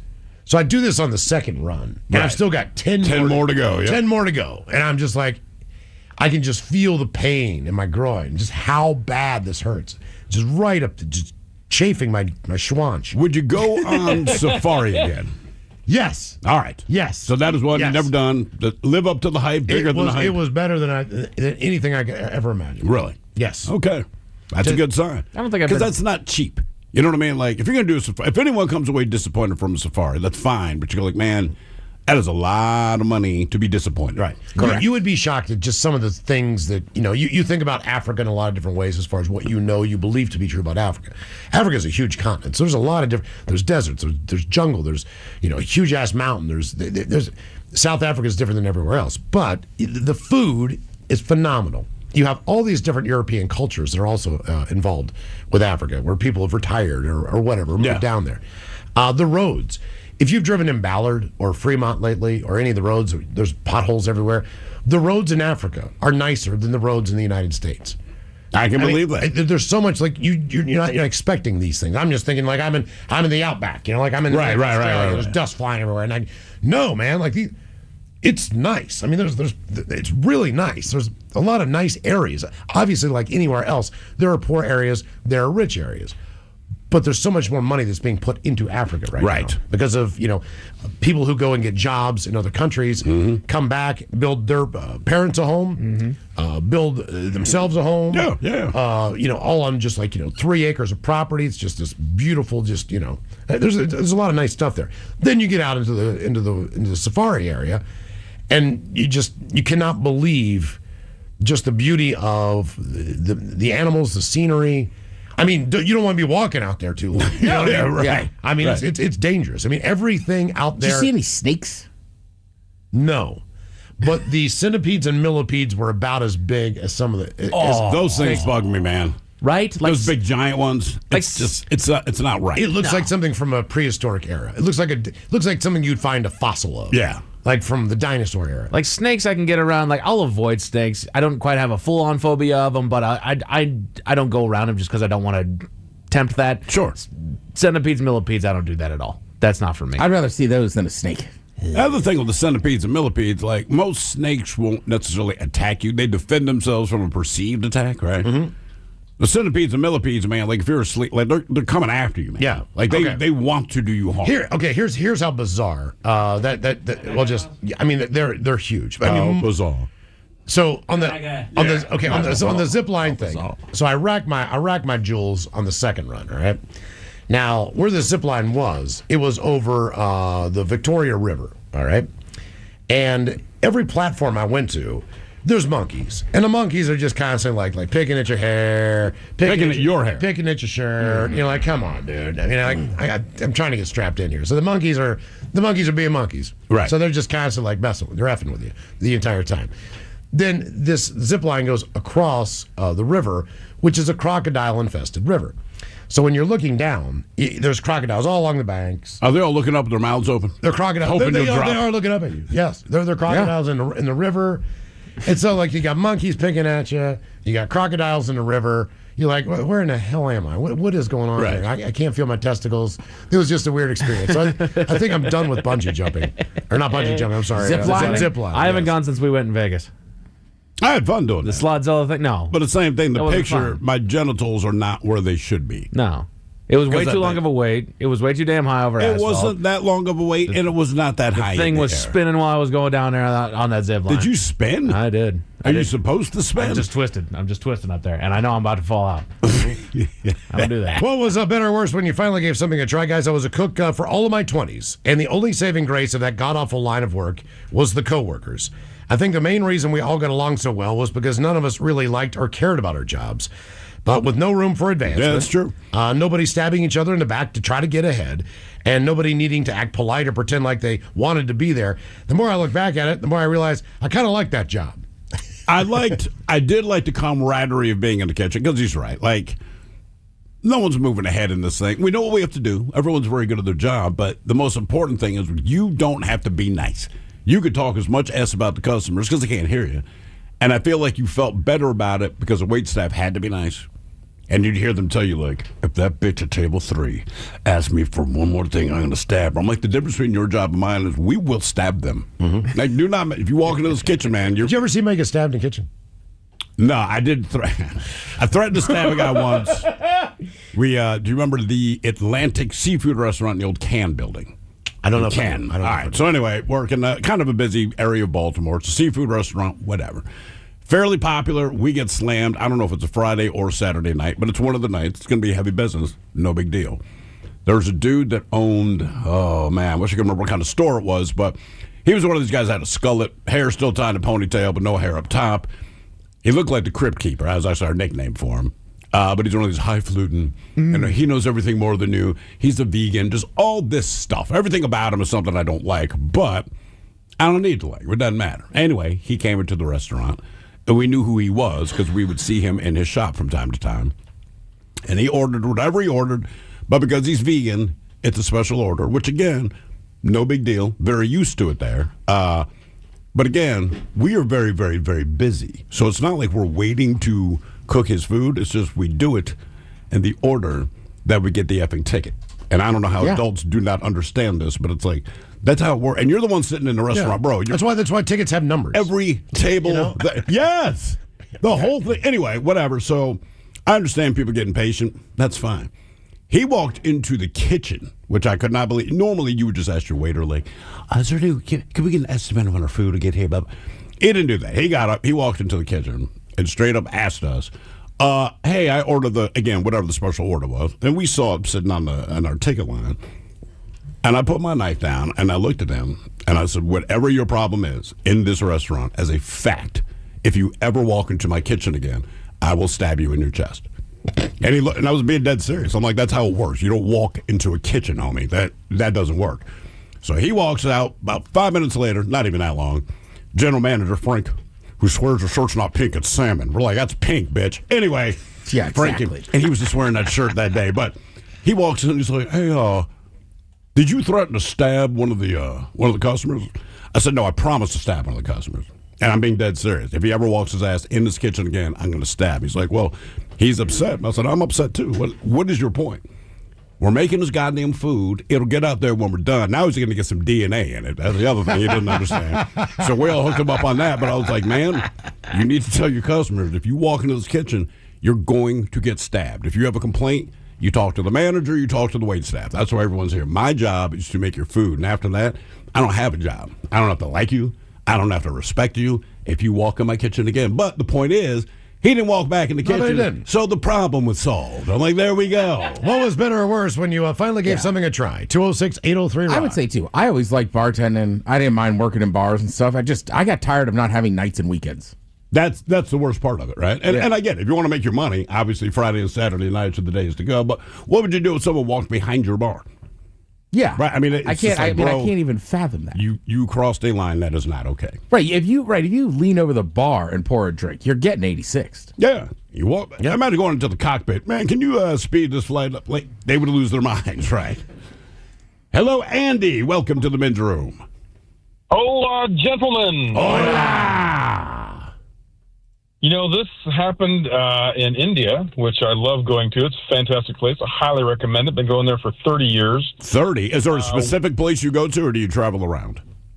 We travel around. I go to Bangalore, and then we travel north and south out of there. You know, the Indian Ocean and the Arabian Sea are just fantastic. Mahabalipuram, Pondicherry. The jungles are fantastic. Food's amazing. But we were in one restaurant that one of my buddies owns, and he goes, you got to try some stuff, man. I got a surprise for you. Every time I go see him, he fixes me something new.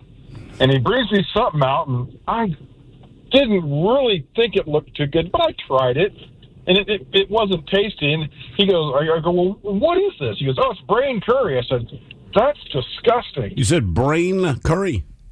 Yes, brain curry. The brain animal was the brain. The brain of what? Yeah, it's beef. It's a cow brain. It's not. It was like really, really dry cottage cheese. Oh, I thought that is not a sales pitch. I thought you were supposed to leave the cow alone, so to speak. No, not everybody. Just certain religions don't do beef. And then so he goes, okay, well, let me fix you something else. I said, that would be great. Bring me out something else. So he brings me out another dish, and it's nice, thin cut of meat. Looks really delicious. Tastes fantastic. Most tender piece I've ever had. I go, well, what's this? He goes, that's tongue. I'm like, well, hot dog. It was delicious. The way he fixed it, he peeled it and sliced it and marinated it really well. It was fantastic. I'll eat it again. And it was beef tongue? Beef tongue, yes, sir. Yeah. I like beef. See, the texture. The texture is what gets me. I have to say, what's the texture of that? It's a tongue. I mean, it really is. It's like a human tongue. Generally I have it when it's cooked. Generally I have it in tacos. Yeah. I have had somebody just gave me a piece of tongue, and that's a little bit different. What was her name? That's the weird thing about it. I mean, you have no problem kissing someone with your tongue. Right. Yeah. And tasting their tongue, so to speak, right? But when you have that tongue in your mouth and you're supposed to eat the tongue, that's what I can't get past. Yeah. And the size of it. Right. I remember the first time I ever saw it at the grocery store. I just couldn't quite figure it out. Tentacle. And, I was like, what is that? I'm like 8 years old. My mother just points at the label. It says beef tongue. And then you suddenly just see that is a tongue with the taste buds, the whole nine. I'm just like, and they thinly slice the tongue. Yeah. Yeah. Ah, God. Ah, yeah. What was better or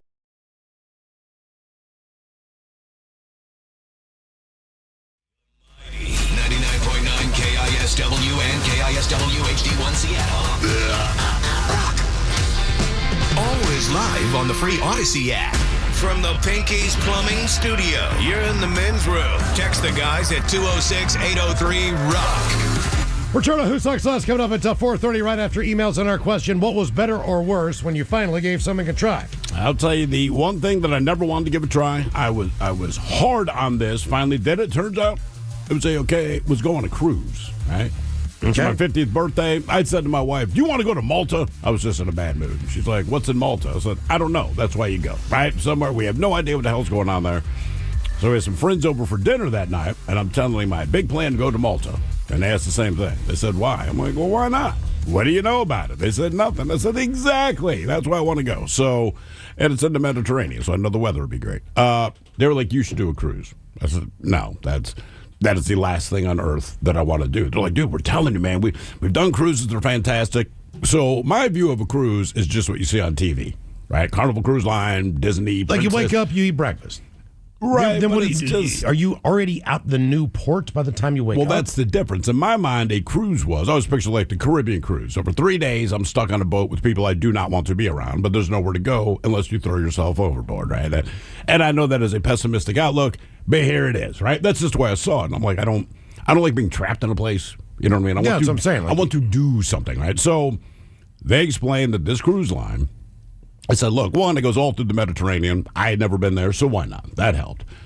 But each day, you're in a different port of call. So, like, we picked it up in Barcelona. That's where we boarded the boat. Like, cool, got to see some Barcelona. The next morning, we were in, I don't remember, but somewhere in France, I believe it was, right? Then the next day, we're in a different place in France. So each day, we're in a different port of call. Got to see all these different cities. So I would do that. Again, I still don't want to do like a Carnival cruise or anything. But the one thing I did not want to do, I'm not a big, hey, let's go on a sightseeing thing. But I am married, so we got a sightseeing thing. My wife's like, well, we're going to go to Pompeii. And look, we've all seen the stuff with Pompeii. Yeah. So I figured it's going to be the size of a football field. We look at all the crap I've seen in National Geographic. It's going to be a waste of my day. I could not have been more wrong. Pompeii was unfreaking believable. Should you ever find yourself in position to go, go. It's so much bigger than you thought it was. The history of it was crazy. Like, it was the coolest thing. And that's still an active volcano. It is still an active volcano. So this could very well happen again. I want to say last year it was burping a little bit of steam, a couple burps here and there. And even though they know it's active, and Pompeii was wiped off the face of the planet, along with another city like Herculaneum or something like that. There was another one that went down from the same explosion. Anyway, they were like, nah, we're going to rebuild right here. If Mount St. Helens, thank God it doesn't. Thank God it wasn't that disastrous. Yeah. But if it had those types of ruins with people just frozen in time. And you said, let's build within 3 miles of this. And that's the thing. No one would ever do that. No one would ever want that property near that. When you get to Pompeii, Pompeii is Pompeii. And like I said, Pompeii is much bigger than you probably think it is when you get there. But once you leave, like, Pompeii proper, lack of a better word, maybe a mile and a half. Okay. It's housing again, man. And I don't mean like a house here and there on farms. I mean, like, you're talking massive communities, and then they kind of it's kind of like the suburbs between Tacoma and Seattle. At some point, you're not in this town anymore. Now you're in the city of Naples, right? And Naples has a couple million people living there. But like they said, if this thing blows, Naples will get it. And again, this is a major city with lots of people. And hey, do what you want, but I'm just looking at this volcano, and it's kind of singular. It's not like in this big range. It's just kind of there. And they pointed out, and it looks like something from a Tim Burton movie, when you actually look at it. They said, keep in mind, before it blew and wiped out Pompeii, it was twice as tall. So about half of that mother blew off and took out all these people. Anyway, that said, I would not live there, but it was great. You would not live there for fear of another eruption. Yeah, and which might sound ridiculous. You can say that about anywhere. Mount Rainier. The difference is, like I said, I think it was just last year, it was kind of rumbling and grumbling and doing its thing, in which case you might not live near Mount Rainier. So like, oh no, it's constantly, trying to blow something out of here. But the trip itself, it was fantastic. So I thought I'd never do a cruise. I will say with Mount Rainier, we've done it now. What's that? Like in 1980, like there wasn't that many people living in Puyallup or a lot of those towns now Lahars will get to. But the difference is this area has blown up so much. As far as population goes, it's like, look, man, we understand there's a volcano there, but just to accommodate the sheer number of people, ourselves included, that have moved to the Pacific Northwest in the last, 30, 40 years? Yeah. It's like, that's where we got room, man. I can tell you this. When you're on that mountain, you cannot believe that there's a possibility that the top part of it could be gone. Right. Just based on the sheer size. Think about that. The size of the mountain, the rocks, and everything else up there. And you're looking down onto towns when you're up there. I mean, it's the idea that is even feasible is just incredible. Right, I'm not worried about it, but you're right. It's because again, when I'm looking at Vesuvius, they're like, oh yeah, that's half of it. The other half blew off. But to your point, like this is a solid stone structure, and with one ba-boom, half of it was gone. It's like Jesus Christ. But again, I'm not a big let's go do a touristy thing. That was fantastic. So I got to give credit to my wife. Like, you booked it. I didn't want to do it because I had this idea that it was going to be some lame-ass whatever. It really wasn't. Yeah, it was unbelievable. What was better or worse when you finally gave something a try? I've never been in a helicopter before. You've taken 2 helicopter rides. I've taken 2. And so what I realized, it depends solely on the helicopter itself. The one in Hawaii, it was my idea. Like, yeah, man, you can fly over volcanoes and all that, and you're looking at the beautiful ocean. Wife didn't feel like doing it, but in the end, she's like, fine. She ended up loving it. I did not like it so much. Just because that thing, every little heat pocket you hit, and it's only dropping like 20 feet or whatever, but if that takes 1/2 of 1 second and not 1/2 of 1 second, you're convinced you're going to die, but the whole ride was like that. So when we finally landed, I'm like, never again. Then we have kids. We go to Niagara Falls. There's all these signs for the helicopter ride over the falls. You get all the please, please, please, please, please. And I'm just like, I really don't want to do this. But these helicopters, I mean, these things were like Mac Daddy Cadillac helicopters. Was it worth it based on the view you saw? Yes. Okay. Yeah, for Niagara Falls, it was unbelievable, man. Here, I want to do a pontoon flight to like the San Juan. It's called a seaplane, dude. Seaplane, yeah. Like the Ted just did. No, you were in an actual plane, were you? Well, a little Cessna. Yeah, I mean, it wasn't a pontoon though. No. San Juan Airlines. They take off from the airport in Bellingham, then we land it on Lopez. Okay, I was thinking you did the pontoon boat. So your Cessna, not that Cessna has the greatest track record as far as what you read in the news. I think it was a Cessna. Sorry, San Juan Airlines. Just tiny, but yeah. Tiny plane. But I'm telling you, Miles, you feel it in that thing. Well, that's the difference with air travel. We're used to commercial airliner. There might be turbulence, but that's kind of the only thing you notice. And then you get on your small plane, these helicopters, you're like, okay, the reality of flight is a lot different than what they do for you on a commercial airline. And it was that one Friday in the late of August where it was like fall. It was windy, it was rainy, and Like when I flew back on that Sunday, it was so beautiful I almost cried. I mean, it was gorgeous and it was smooth. Yeah. That Friday was a little bumpy, and those dudes know what they're doing. It was fine, but it scared the crap out of me. But I would do it again. Okay. In a minute. All right. Well, the seaplanes fly over my house every morning at 8 and at 9 or whatever time I'm home. And it's like 1, 2, 3. They fly, the three of them fly over, and I look at them all the time. Like one day, I'm going to get on one of those things. Just do it. Yeah, I know. That's what I'm saying. Yeah, we live in a place to do it, man. Right. Yeah. I mean, where do they go? If I book one of those, So they go out to San Juan. So you could take it to Friday Harbor. All right. If you fly out to Lopez, it lands right in front of my buddies with the Lopez Islander. And then what do you do when you get there? Well, I don't know much about Friday the Harbor. islands. You can actually just walk right off the deck, and you are in the middle of downtown. Essentially. So Friday Harbor has a lot going on. All right. San Juan Island, I like it, but it's a little, or Lopez Island, it's rustic. Okay. There's not a ton going on. You better have dinner by 10 p.m. Oh, all right. Then I'm going to Google Friday But Friday Harbor Yeah. has a lot more bars and restaurants right there, like where the ferry dock is. It's pretty fun. I haven't been to Orcas yet. That's the other one that's out there. Orcas is worth it. Yeah. The family and I, when we were doing a lot more riding on our motorcycles and dirt bikes and whatnot, we would take the ferry out to Orcas Island. And same thing. There's a lot of great little bars that are down there that kind of overlook the ferries and all that. So if you know that you got a ferry coming in, they've got a deck that looks right over on top of it. So you're just sitting there having a cocktail. As soon as you see that boat coming in, check please. It's perfect. I would also say, and I'm not, look, nobody's paying me to talk about the San Juan Islands, but Friday Harbor is cool. Then you go on the backside of that island, and that's where Roach Harbor is. All right. Again, it'll take your breath away. Just gorgeous, beautiful. Is there The anything name back implies. there? Is there anything back there? Is there a town? Is there's there like there's a marina that they've built up, and like people from around the world will sail or take their yachts to that harbor just because it's so picturesque. And then there's like little restaurants. I think there's a hotel or something. Roach like a marijuana cigarette? Or like the bug. Like the bug. All right. Yeah. Yeah. That's not what I think about when I think of roaches. Oh, wow. Yeah, Golly. it is stunning. I'll be damned. Okay. All right. And there's a great, I can't remember the name of it. There's a great oyster farm on that side of the island, too. Is it a name we know? No. Okay. Well, because I like Wellfleet oysters in Cape Cod. Over there, it's Westcott Oyster Farm. Westcott Oyster Farm. You got to make reservations, though, dude. Get Of the stoplight. Tell them Ted sent you. What was better or worse when you finally gave something a try? 206-803-ROCK? Will that help me in any way? No, They'll be don't like- tell them I sent you. They have no idea who I am. They'll be like, is that the guy who met Big Dumper? I had no idea. Yeah, that guy. That guy. Hummus guy? Yeah. This is a wild. Sleeping with my friend's wife. Wow.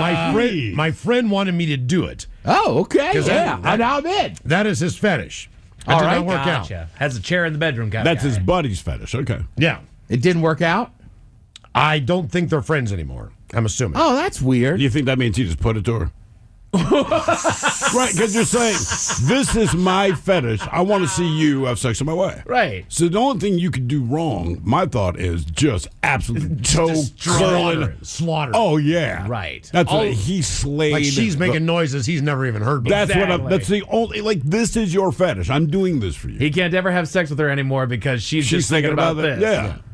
That's why it's a bad idea. Just took it. What was better or worse when you finally gave something a try? God. This one says nightclubs. Grew up in a super religious house, so I was never allowed to go. Then I moved out and found them just really boring and overwhelming.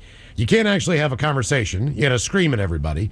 People seem to be acting to look cool and get laid, and it was also super expensive. I'm not going to down talk nightclubs too much, but I feel like I would have a similar experience. I think you would, but it's not my flavor. Have you been to like one? you know you're going to yell, and everyone is trying to get laid. That's why you're here. Like before they had Tinder or whatever it is, or you're just Right. trying to, like go to the club. Everyone's kind of down, Right. Yeah. No, And I also feel like I have hit the cutoff on age. Oh, for sure. So if I walk into a nightclub, I just Somebody's dad's here. Yeah. I don't feel comfortable. I should not be there. You got to be in VIP. Are you Yeah. somebody's Uber? Right, seriously. I mean, Somebody call an Uber.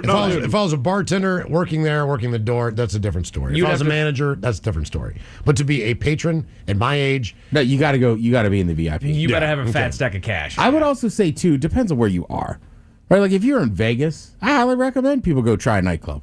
Now some of them are way too expensive, but we used to do it all the time. When I was in my 20s, like even here, Pioneer Square still had a lot of nightclubs. Oh, yeah. Hell, my buddies run Vice up on Capitol Hill. I was in there. I should stop. I like nightclubs. Okay. Yeah, see. But you got us in the VIP, I guess, right? That is true. I was in VIP and I knew the DJ, No, so what that is- helped. Well, of course you like it. Go to the Seahawks games. The suites are fantastic. Now, I've never been. Well, I'm just saying, after about 35, you look so old. Yes. All right. Oh, God. What yeah. is what? Okay, so I've never been in VIP at a club.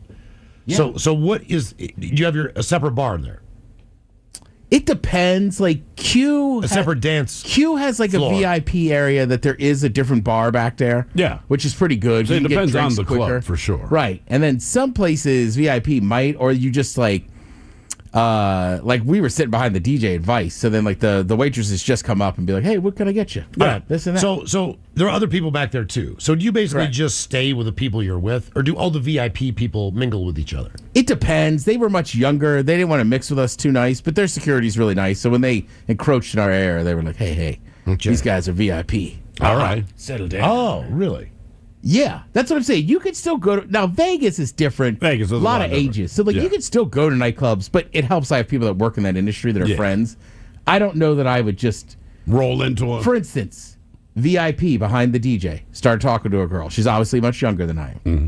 It's cool. I said, for a change, I'll buy you a drink. Let's go get a drink. And within 2 minutes, her friend was on her and dragged her off. Oh. Yeah, Why you with that creepy old man? basically. Yeah. I mean, you know the game. You know why her friend showed up. You should have just been like, hey, can you give it a minute? But there is a certain age too where it gets tough because there's still nights where it's like, man, I want to go out and dance. You know what I mean? But like, I'm not going to dance at the local. You're gonna have to go to a country spot. Then it's okay, I bet. Yeah, Little Redhead, they're always dancing. Yeah. But do they dance the way you like to dance? No. Like country is a lot of dances, but I'm like, but it's all this unison thing. But Right. rarely do you see just like an individual. Yeah, can you dancing. kind of? We know you can dance, but can you blend into the country dance world? I mean, do you have those moves, whatever they are? I mean, like the can I do the feet. Texas two-step? I'm sure you could. I feel could figure it out. Country dancing seems to require less dexterity and more unison, right? Kind of watch what the Correct. person next to you is doing and do the best you can to do that. Where There's no free Ted breaks it down. Yeah. Like Ted's dancing. You look at him and go, that's the guy who's dancing. Yeah, I mean, hell, I'm going to see Diplo at 11 a.m. on Saturday. 11 a.m. Yeah. Will you be are dancing at old. 11 a.m.? Oh, yeah. Plus, I'm doing a 5K first. Consider that rug cut. Yeah, man. I'm going to be obnoxious all day in Fremont. Miles, have you run into me? Hey, you did a 5K today? I did. What was better or worse when you finally gave something a try? Here's another one. Edibles. Panic Attack City. And it doesn't really matter if I'm in a controlled environment or not. Yep. It just drives me nuts. Really? Yeah, I love them. No, I'm out. Same. I love them. But yeah, you're saying edibles specifically? Yeah. The only thing that I'll do is there's certain mints that the lady and I have discovered that are great before a flight. They are great if you just want to chill out for a little How bit. many milligrams? 5. Okay, yeah, my wife picked Well, up some tenors, and see- she was like, I couldn't sleep because I felt like my leg had detached from my body. It was laying on the floor. I said, well, why would you get 10 milligrams? You don't smoke like I do or anything like that. She's like, I know. Well, it seemed like a good idea. My thing is, I forget that I take them. And then Yep. 45 minutes later, I'm like, what is going on? Like, I don't even really know if I'm enjoying this. But then I realize, oh, I ate that brownie or whatever the deal is. And then I'm like, because I know when I'm eating it, I know I took it. But it it's takes a while. But it takes a while. And when it does set in, it makes me forget that I did. Right, you forgot. Because you're you forgot stoned. about it. And that's Yeah, the thing. exactly. You're stoned, so you kind of forgot. You forgot that you're stoned. You just wonder why you're so laser focused on something Right. or whatever. Then you're like, oh, that's right. I'm high. No matter what, if I take like 7 milligrams at that point, I feel like I'm about to die. Really? I'm going to die. What was the dosage on the ones that we took when we were going So to those, Spokane? the brownies, those guys. Oh, I didn't- Spokane, those were 100 apiece. 100 milligrams. Is that why we were so messed up? I didn't take any of Yes. those. Oh, I ate 2 of them. Thank God. I did not take any of those. Golly. Yeah, well, you tend to do that. It's not working. It's not working. Yeah, it was. And then it's like, oh. And I'm like, it is working. You gotta let it chill. Come on, I mean, man. nobody had a higher arc than I did. Like, wow, I'm dying laughing. Then we stopped to get fast food, and then I just passed out. Yeah, he just Yeah. had the backseat all to himself. He just stretched out. Guys, I remember Mike going, "What are you laughing at?" I was like, "I don't know." Oh, Mike, the cows are laid down. You know what that means. gonna rain. Couple more. Skiing, that rate of speed plus my severe anxiety did not work out. I didn't break my ankles, but part of my soul died that day. I want to get back into snowboarding. I will never go snowmobiling again. That's fair. You did it once, and you're I done. shouldn't say never. She'd have to be really hot. Well, just not where you were. Correct. If it's flat land, Yeah, but that's still dangerous. That's where I went underneath the fence. Yeah, just Chelan. That's helping. Yeah, I mean, it was a farm. It was farmland. Yeah. And it was a wooden fence, just the post going across. I went in between the two with my skis in the front of the snowmobile, and I just stopped and I went flying. Mm-hmm. It stopped the snowmobile. It didn't break through the fence, which is impressive. You're a bad Kool-Aid man. Yeah. Oh no. Yeah. That was the end of that. What was it? Black Cat, I think was the name of that thing. Las Vegas. I can see how it would be an absolute riot for some. I just don't gamble. And if you've been to one casino, you've been to every casino. And I'm really not a big fan of the shows either. See, I don't gamble, but I love to drink. And all I have to do is sit at a slot machine and they hand me free drinks all night. I'm like, dude, and people watching, 10 million people you talk to, the hookers you turned away. It's like, this is fun. And I'm man. sorry, no, you've seen one hotel, you've seen them all. Not really. Each hotel has its own flair if you just look for it. Yeah. Yeah, like I've been to Vegas twice last couple of years to go see shows of the Sphere, but I don't know. Sometimes I think I'd rather have a beach cabin or a cabin in the woods and hang out. Yep, it's a busy vacation. Cabin in the woods. Here's another one. Amusement parks. Absolutely nothing enjoyable happens there. What? I've been dragged to several around the country, and I always end up just keeping an eye on other people's kids to make sure they don't get kidnapped, while the parents shovel funnel cakes into each other's mouth and stand in line for hours to ride a ride. See, I like a good amusement park. I'm with you. I love them. I love have to be rides. Very selective about what I get on. Just give me the roller coasters, man. Just give me That's the all. roller coasters, and I am good. I'd like the Lady and the Tramp, a funnel cake with a chick. A funnel cake? Yeah. When's the last time you had a funnel cake? Bro, I got one in August, and it is we're beach town in Delaware. Man, I watched them make it. It was so good, but the thing is the size of a dinner plate.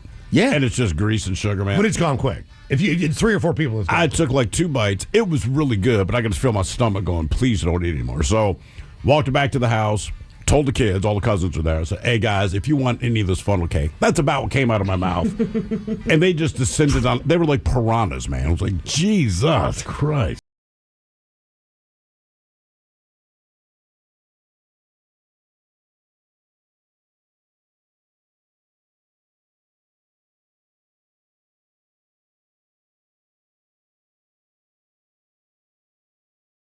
News tonight. An emo woman broke up with her boyfriend of 5 years because he repeatedly made her happy.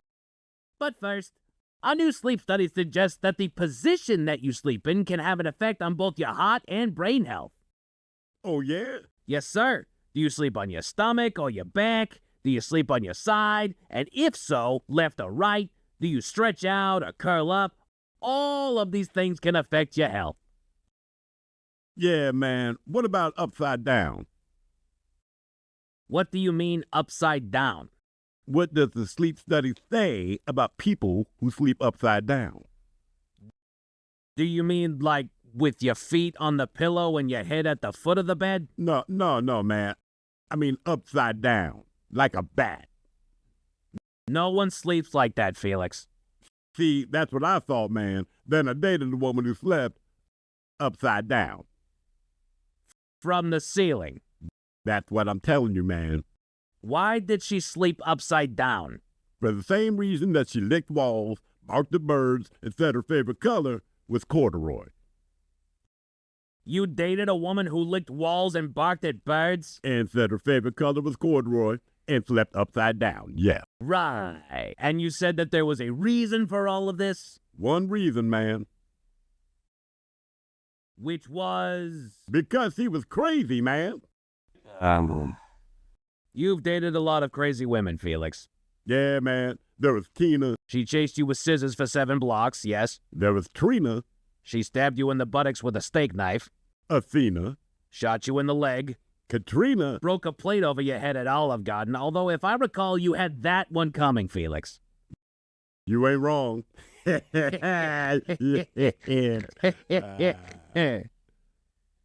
What did the sleep study say about sleeping upside down? Nothing, Bonnie. The study didn't address sleeping upside down. Oh, because sometimes I sleep upside down. You sleep upside down, Bonnie? Sometimes, yeah. Does that make me crazy? Well, I mean, I don't lick walls or anything, and my favorite color is pink, not corduroy. do you bark at birds? No comment. For more information on sleep studies and sleep positions, visit the National Institute of Health's website. We'll be back in an hour with that one story that I told you before, and I'm just gonna trail off right here.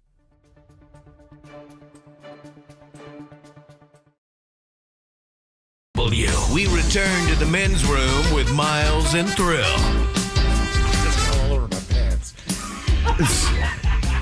Swear to God.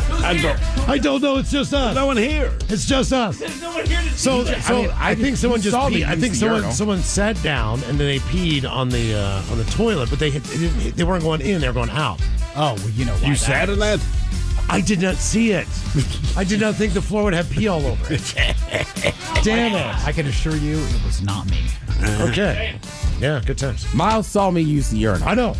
I'm just saying. It's one of us. There's one of the five people in the Well, office. you know why it goes out and not down. That's what I'm saying. Okay. All right. Let's see. Who sucks less? Coming up at You gotta 4:30. check the floor, my man. I'm telling you. First time for a few emails from the men's room at KISW.com. You've got mail. You've got mail. All right, let's see here. As far as today's question, what was better or worse when you finally gave something a try? Afternoon, brethren, and YouTube watchers. We were going out for a lunch meeting at a sushi spot. Me and the family ordered up, and I said, I'll try some of yours first. Food was made, presented, looked delicious until I took the first bite. I already had a napkin in hand, and as soon as I took that first bite, right back into the napkin it came. Can't do sushi, but I will eat the pickled ginger all day. That from the Elk Plain Drifter. All right, Elk Plain Drifter, just hear me out. Part of it is mental. When we first got here, Thrill and I went to Benihana, and he said, try some sushi. It was literally a vegetable roll, and I did the same thing. Yeah. Right. Over the time, though, I started eating like shrimp tempura roll, right? Yeah, It's yeah. fried shrimp in there. I love sushi now. So I get what you're saying, but I think that might be a little mental thing. You think you just don't like I it. think a lot of us went there. Yeah. Girl I was dating tries sushi. I'm like, I do not want it. The same thing that everybody says, and then in the end, I will pretty much eat anything now. Well, my family comes out. I'll say, let's go, because we have some of the best sushi in the country, in my mind. Correct. And, hey, why don't we go to a really good sushi place? I don't like sushi. Well, you live in West Virginia, or where you live, Right. You got to try it here. Well, where do you eat sushi at? I've never had sushi. You've never had sushi. Okay, well, how do you know that you don't like it? You can't say you don't like it if you haven't ever eaten it. Right. So that's my argument. It's not like, just try. There's other things in there. Just try it. Back to what Ted says. We can get you, fried shrimp tempura roll. I mean, you like fried shrimp? Yes. Okay. You like rice? Yeah. Okay. The soup's great. Miso soup. I love that. I mean, we'll get you. You'll leave there. You'll leave there as hungry as when you walked in. It doesn't matter if you have 10 plates of sushi. You're still going to leave hungry. Just understand that. We'll eat and all leave hungry, but that's just part of sushi. Yeah. And it just, yeah. I mean, I love it now, but I hear you. I was the same guy. Oh, yeah, for sure. Let's see. It's also just embarrassing now to me. It was like a cucumber roll. I can still see you looking at me like, it's not that bad, dude. I don't know, man. I don't know. Yeah. Okay. Let's see here. Time for some birthdays brought to you by Minzer Roasted Red Salsa, by the way, from San Juan Salsa Company. Dip responsibly. Olavicholas, please give a shout out to my love, my man, my everything, Corey. His 40th birthday was yesterday. Oh. What happened, Wendy Sue? Just email the show, the men's room at KISW.com. Her name's Wendy Sue? Wendy Sue. Wendy Sue. Wendy Sue got a bad memory. Easy there, Ted. You would date a Wendy Sue. Oh, 100%. Yeah, me too. I mean, if she's I'm Wendy Sue, I'm like, I'm in love. I would not. Why not? You wouldn't date a Wendy Sue? No, that was my mom. Oh. Oh, yeah, there's a little stigma. Jeez. Hey, man, I one of the hottest girls. One of the hottest girls I know in Fremont. Her name is Mary, and my mom's name is Mary. Can't do it. I can. I can get past it. She's that beautiful. I can get past it. I really could. Is this the one you showed me? No, I don't know. I haven't seen her in a long time. That chick was hot too. Yeah, I mean, but man, Mary, wow. There is some names that's odd. Like I dated a girl that was a Melissa, which is my sister's name, but she went by Mel. There you go. I could never date a girl with my sister's name. Well, I never called her my sister. I called her Mel. Okay. But then, like, I dated a Molly for a while, and Bernie's mother's name is Molly. So I'd be like, So is my dog. You wouldn't know what Molly and I were up to last night. He's like, God damn it, stop it. Wow. Okay. Even we're coming up with names for our daughter. There was a name that my wife and I liked, but we both knew. Oh yeah. A specific woman who had this name, which I think is a beautiful name, but she's just such a turbo bitch all the time. Ruined it. Yeah, I just said, man. Do we know her? You do. Okay. I'll write it down. Do I know her? Yes. Oh, okay. Yeah. Do I know her by name? Oh, right. No. Yeah, people will ruin a name for you. Yeah. Oh, right. People will definitely. Yeah, and I mean, it's a beautiful name. I really believe that it is. I think it even rolls with Hill. But me and my wife were both like, no, man, because we looked at each other and I said, "Are you thinking what I'm thinking?" She's like, we're both thinking the same thing. I said, I can't do it. I don't want to like hate my daughter just because I said her name. I think I met her once. Yeah, I don't even hate this person. It's just the vibe they had, right? You know what I mean? And I'm like, God damn it, she took a. Why can't her name be like Yolanda or something? You know what I mean?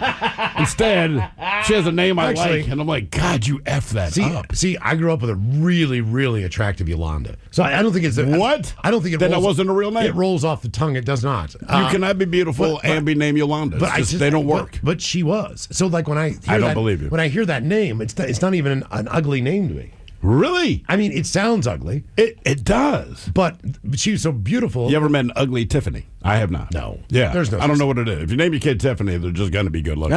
Yeah, but I've run into at least 20 Tiffany's. But one of them is ugly. I've known like 7. Like 2 of them were. I feel like you got to roll the dice for them. That's pretty good crazy. percentage. You know 2 ugly Tiffany's. Yeah, I'll sure be do. damned. Okay. They both live about 5 minutes from where I grew up.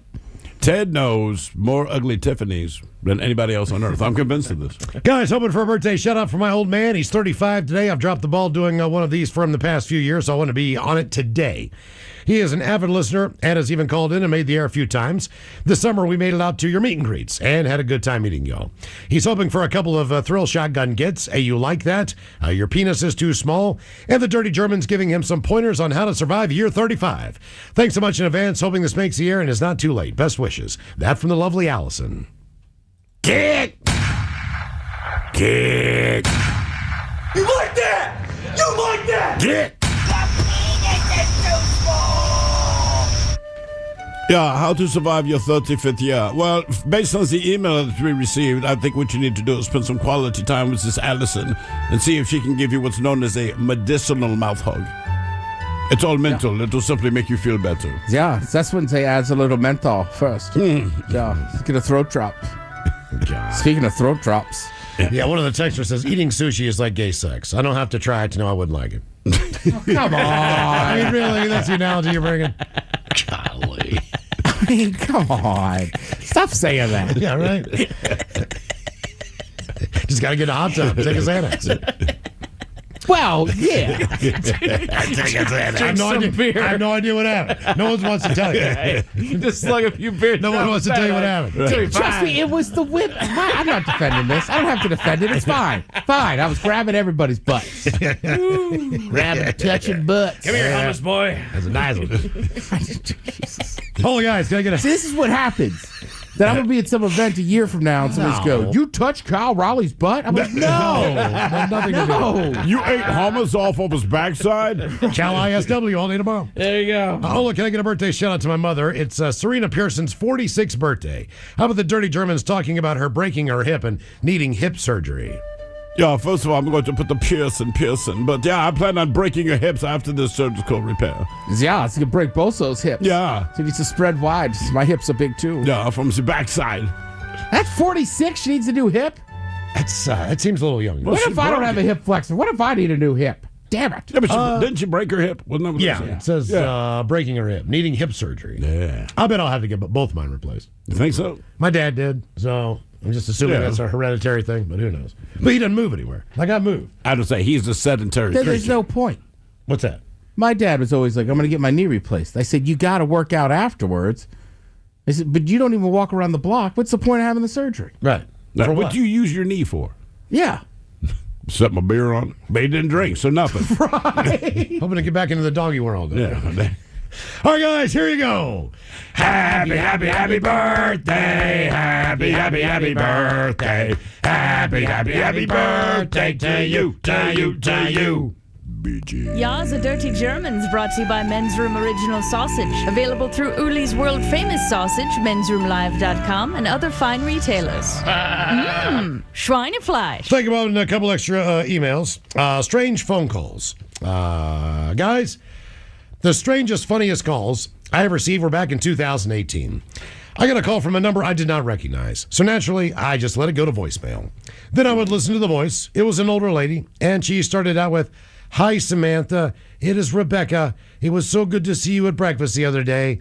Then she would proceed to talk about her family for about 5 minutes before saying goodbye. I figured this was one of those just an off call, didn't think much about it.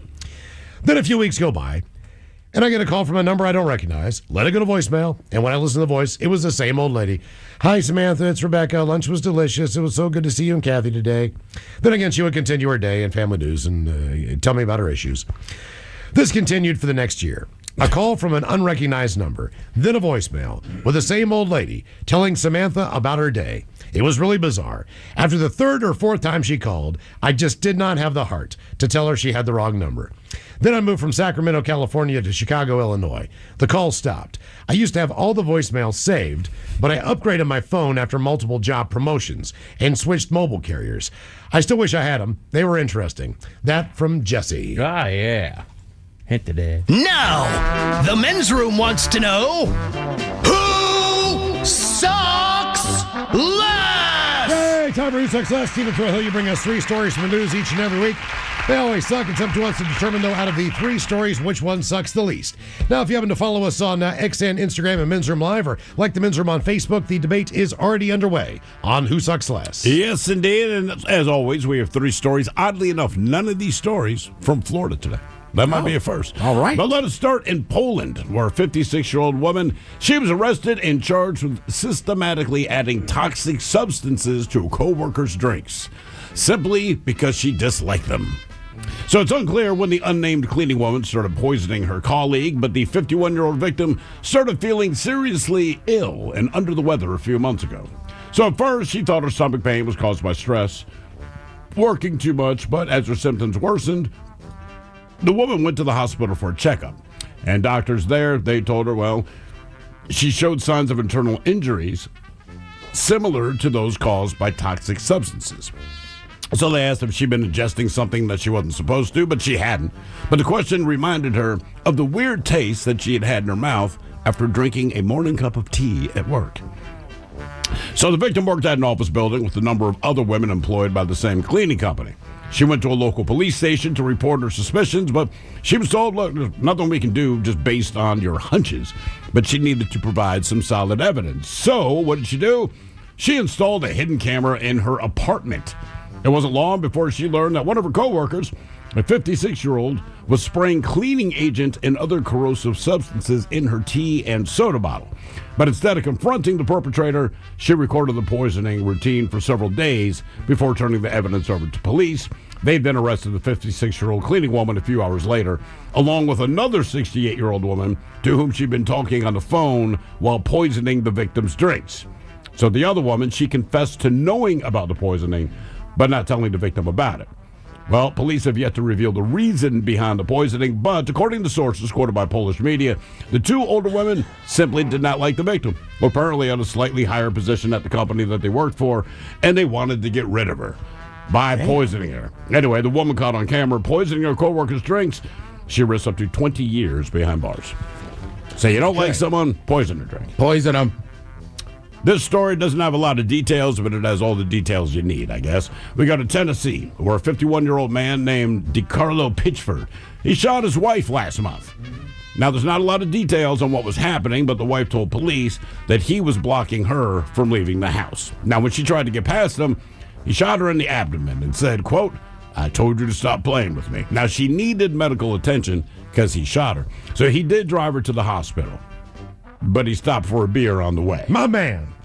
He was charged with second-degree attempted murder, domestic assault, and felon in possession of a firearm. No word on the wife's condition, but she's been cooperating with police, so she at least survived the attack. Hang on, baby. I'm going to get a cold one real quick. Oh, yeah. Does that mean he went into a bar and just pounded one real quick? Sure. Yeah, he shot her. Like, I'll take you to the hospital. stopped at a bar along the way, got a beer. Right, said stopped for a beer, not to get a beer, but stopped for a Yes, beer. That Correct. tells me he did just post up real quick. Then here we go. How's it going? A 75-year-old school bus driver in Pennsylvania named Harvey Sliker. He's facing charges after police say he threatened the children he was driving and punished them by cranking the heat. Now, parents said the children got off the bus crying and extremely sweaty. Harvey demanded that the kids close all the windows. Then he turned the heater on full blast. Now, supposedly, it was 74 outside, but inside of the bus, it was anywhere from 95 to 100 degrees. He told the kids, quote, "I'm going to cook you all," and also threatened to bring a paddle the next day. Investigators say the students were between the ages of 5 and 12, so this is elementary school kids. Now, Harvey was charged with simple assault and reckless endangerment, and he won't be driving for the district ever again. It's unclear what set him off in the first place or what he thought the mobile sauna would accomplish. No indication that any of the kids were seriously hurt. Those are your stories, man. We had a woman in Poland who's systematically poisoning one of her coworkers simply because she didn't like them, as opposed to people that poison you because they do like you. We have the guy in Tennessee. We do not know why. Shot his wife, drove her to the hospital, but stopped for a beer on the way to the hospital, leaving the wife in the car. And finally, the bus driver that cranked the heat up to about 100 degrees inside because he was mad at elementary school. Okay. Well, yeah, I mean, at least the bus driver, the kids are okay. That's a D move, though. Well, 100%, and I get where the parents would be super pissed, but the woman in Poland, they're trying to kill her. They're trying to kill her, and then the woman in Tennessee got shot. Yeah. And he was charged with attempted murder, second degree. So as the courts look at it, he was also trying to kill his wife. I think his lawyers will plead down, going, most people that tried to kill someone don't also take them to the hospital. The bus driver, even if they stop for a beer along the way, the point is he still took a drive. If I'm a bus driver, I know one thing. I'm taking a job to transport children to and from school. Elementary school I children. know what I'm getting into. Oh, yeah. I know what I'm doing. It's like running a daycare. I know I'm going to be around kids. I cannot be that frustrated and crazy. In this instance, though, I think the bus driver, even though he's a nut job, sucks the least. All right. As Ted said, no one was almost attempted to murder horrible anybody. what he did, right? But I'm just saying, no one shot anybody. The kids, right? The kids are all fine. They were just a little traumatized and obviously hot and sweaty. Yeah. And I'm thinking this guy must have had something kind of break on him, because it's one thing to like punish them, but to be like, I'm gonna cook you kids. Yeah, don't keep the windows up, crank the heat. And also, why do you have a 75-year-old bus driver? Not only that, but a kid can crack a window back there. If he stops the bus and pulls over, get off the bus. Yeah. I mean, if that's the situation. I get why they're charging that dude with attempted murder, because it's like, she could have bled out. He's like, I'm gonna stop and get a beer. Plus, I have a feeling this guy sounds insane, but I'm thinking he might have was like, screw it, I'm gonna get a beer as I'm going to jail for a long, long time. Yeah, you might be right.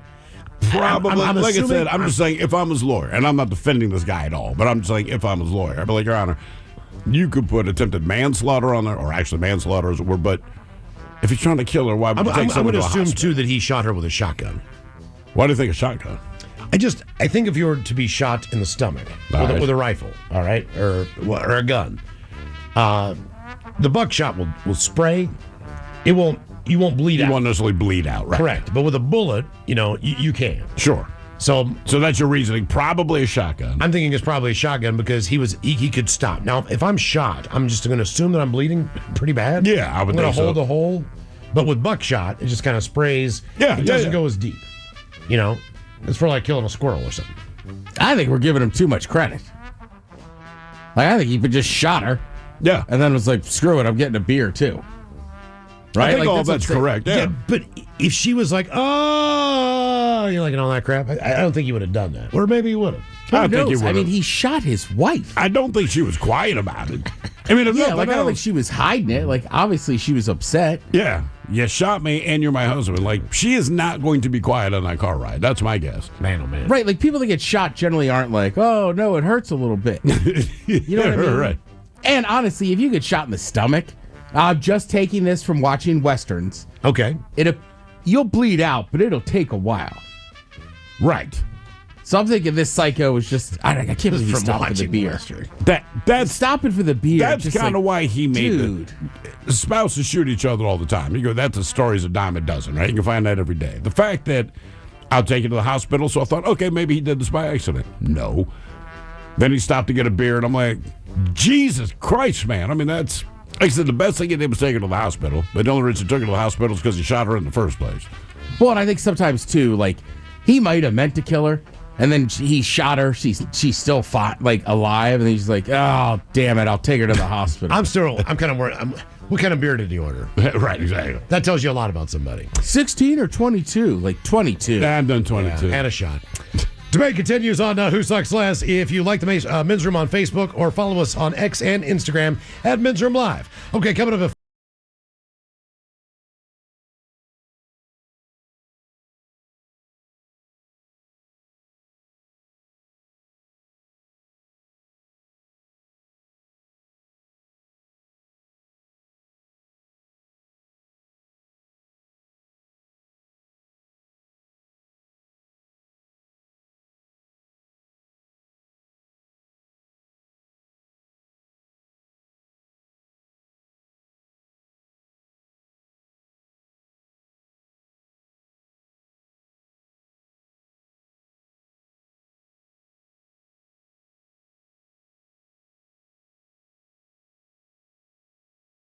News tonight. An emo woman broke up with her boyfriend of 5 years because he repeatedly made her happy.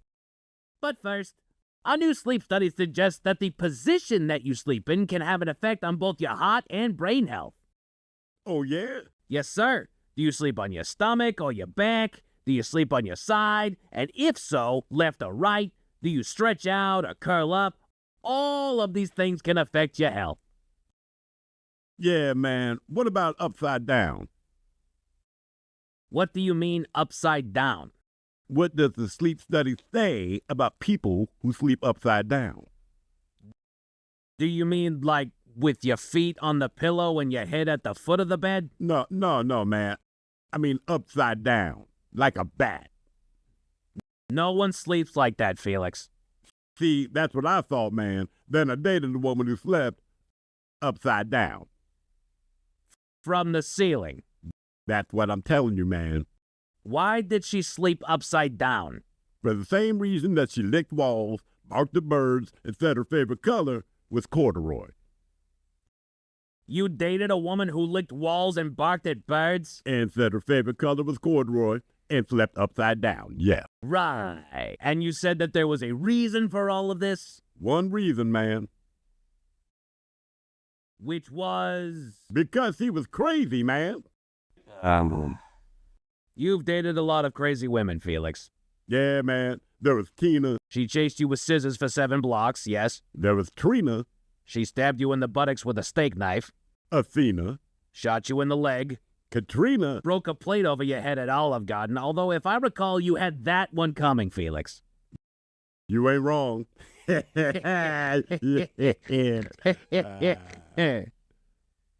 What did the sleep study say about sleeping upside down?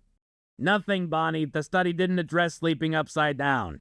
Oh, because sometimes I sleep upside down. You sleep upside down, Bonnie? Sometimes, yeah. Does that make me crazy? Well... I mean, I don't like walls or anything, and my favorite color is pink, not corduroy. Do you bark at birds? No comment. For more information on sleep studies and sleep positions, visit the National Institute of Health's website. We'll be back in an hour with that one story that I told you before, and I'm just gonna trail off right here.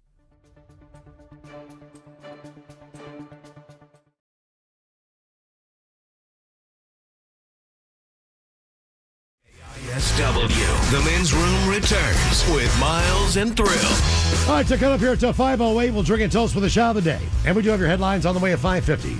But first, quick check out with Mike Hawk and some of the stories and headlines he is not working on. Well, thank you, Miles. A seafood distributor here in Seattle has expanded their shrimp recall due to the recent radioactive concerns. Okay, Yeah. cool. Why did they think it might be radioactive?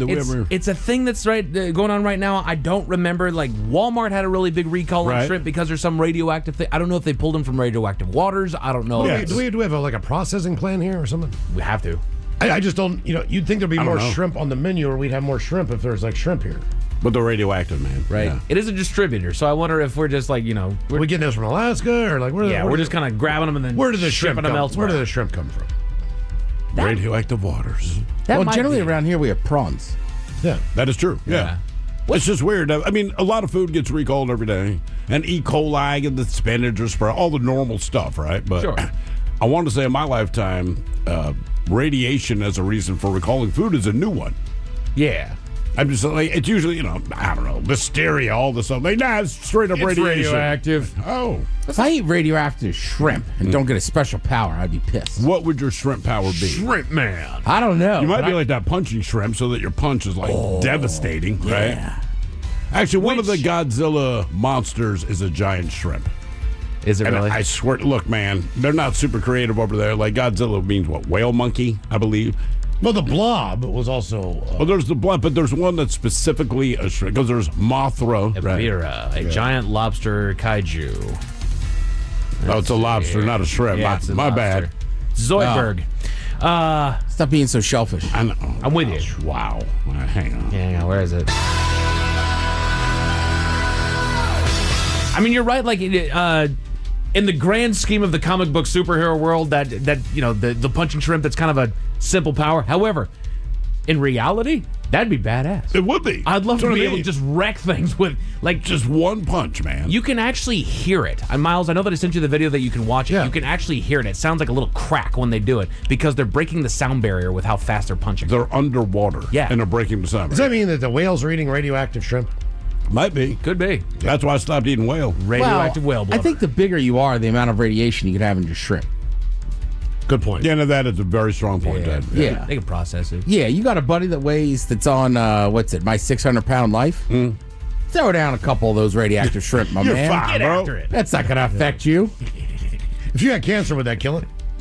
Right? If you could target it. Yeah, that's what I'm saying. You know, If you had stomach cancer, just eat the radioactive shrimp. See what happens. Well, going back to buckshot, you just can't target it. Just eat as much as you can. See if you, see if you don't See what get happens. it. Just get it in there. Gen Z has found a new way. Oh God, Gen Z has found a new way around the expensive home buying process, and they call it co-buying. Yeah, I saw this.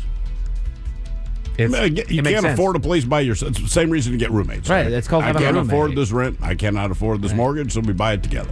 I mean, I will say, if you have a big enough house and you both agree, like that's a little, I guess, different than having a roommate, but It is. I mean, if you have like a mother-in-law or ensuite, whatever they call it.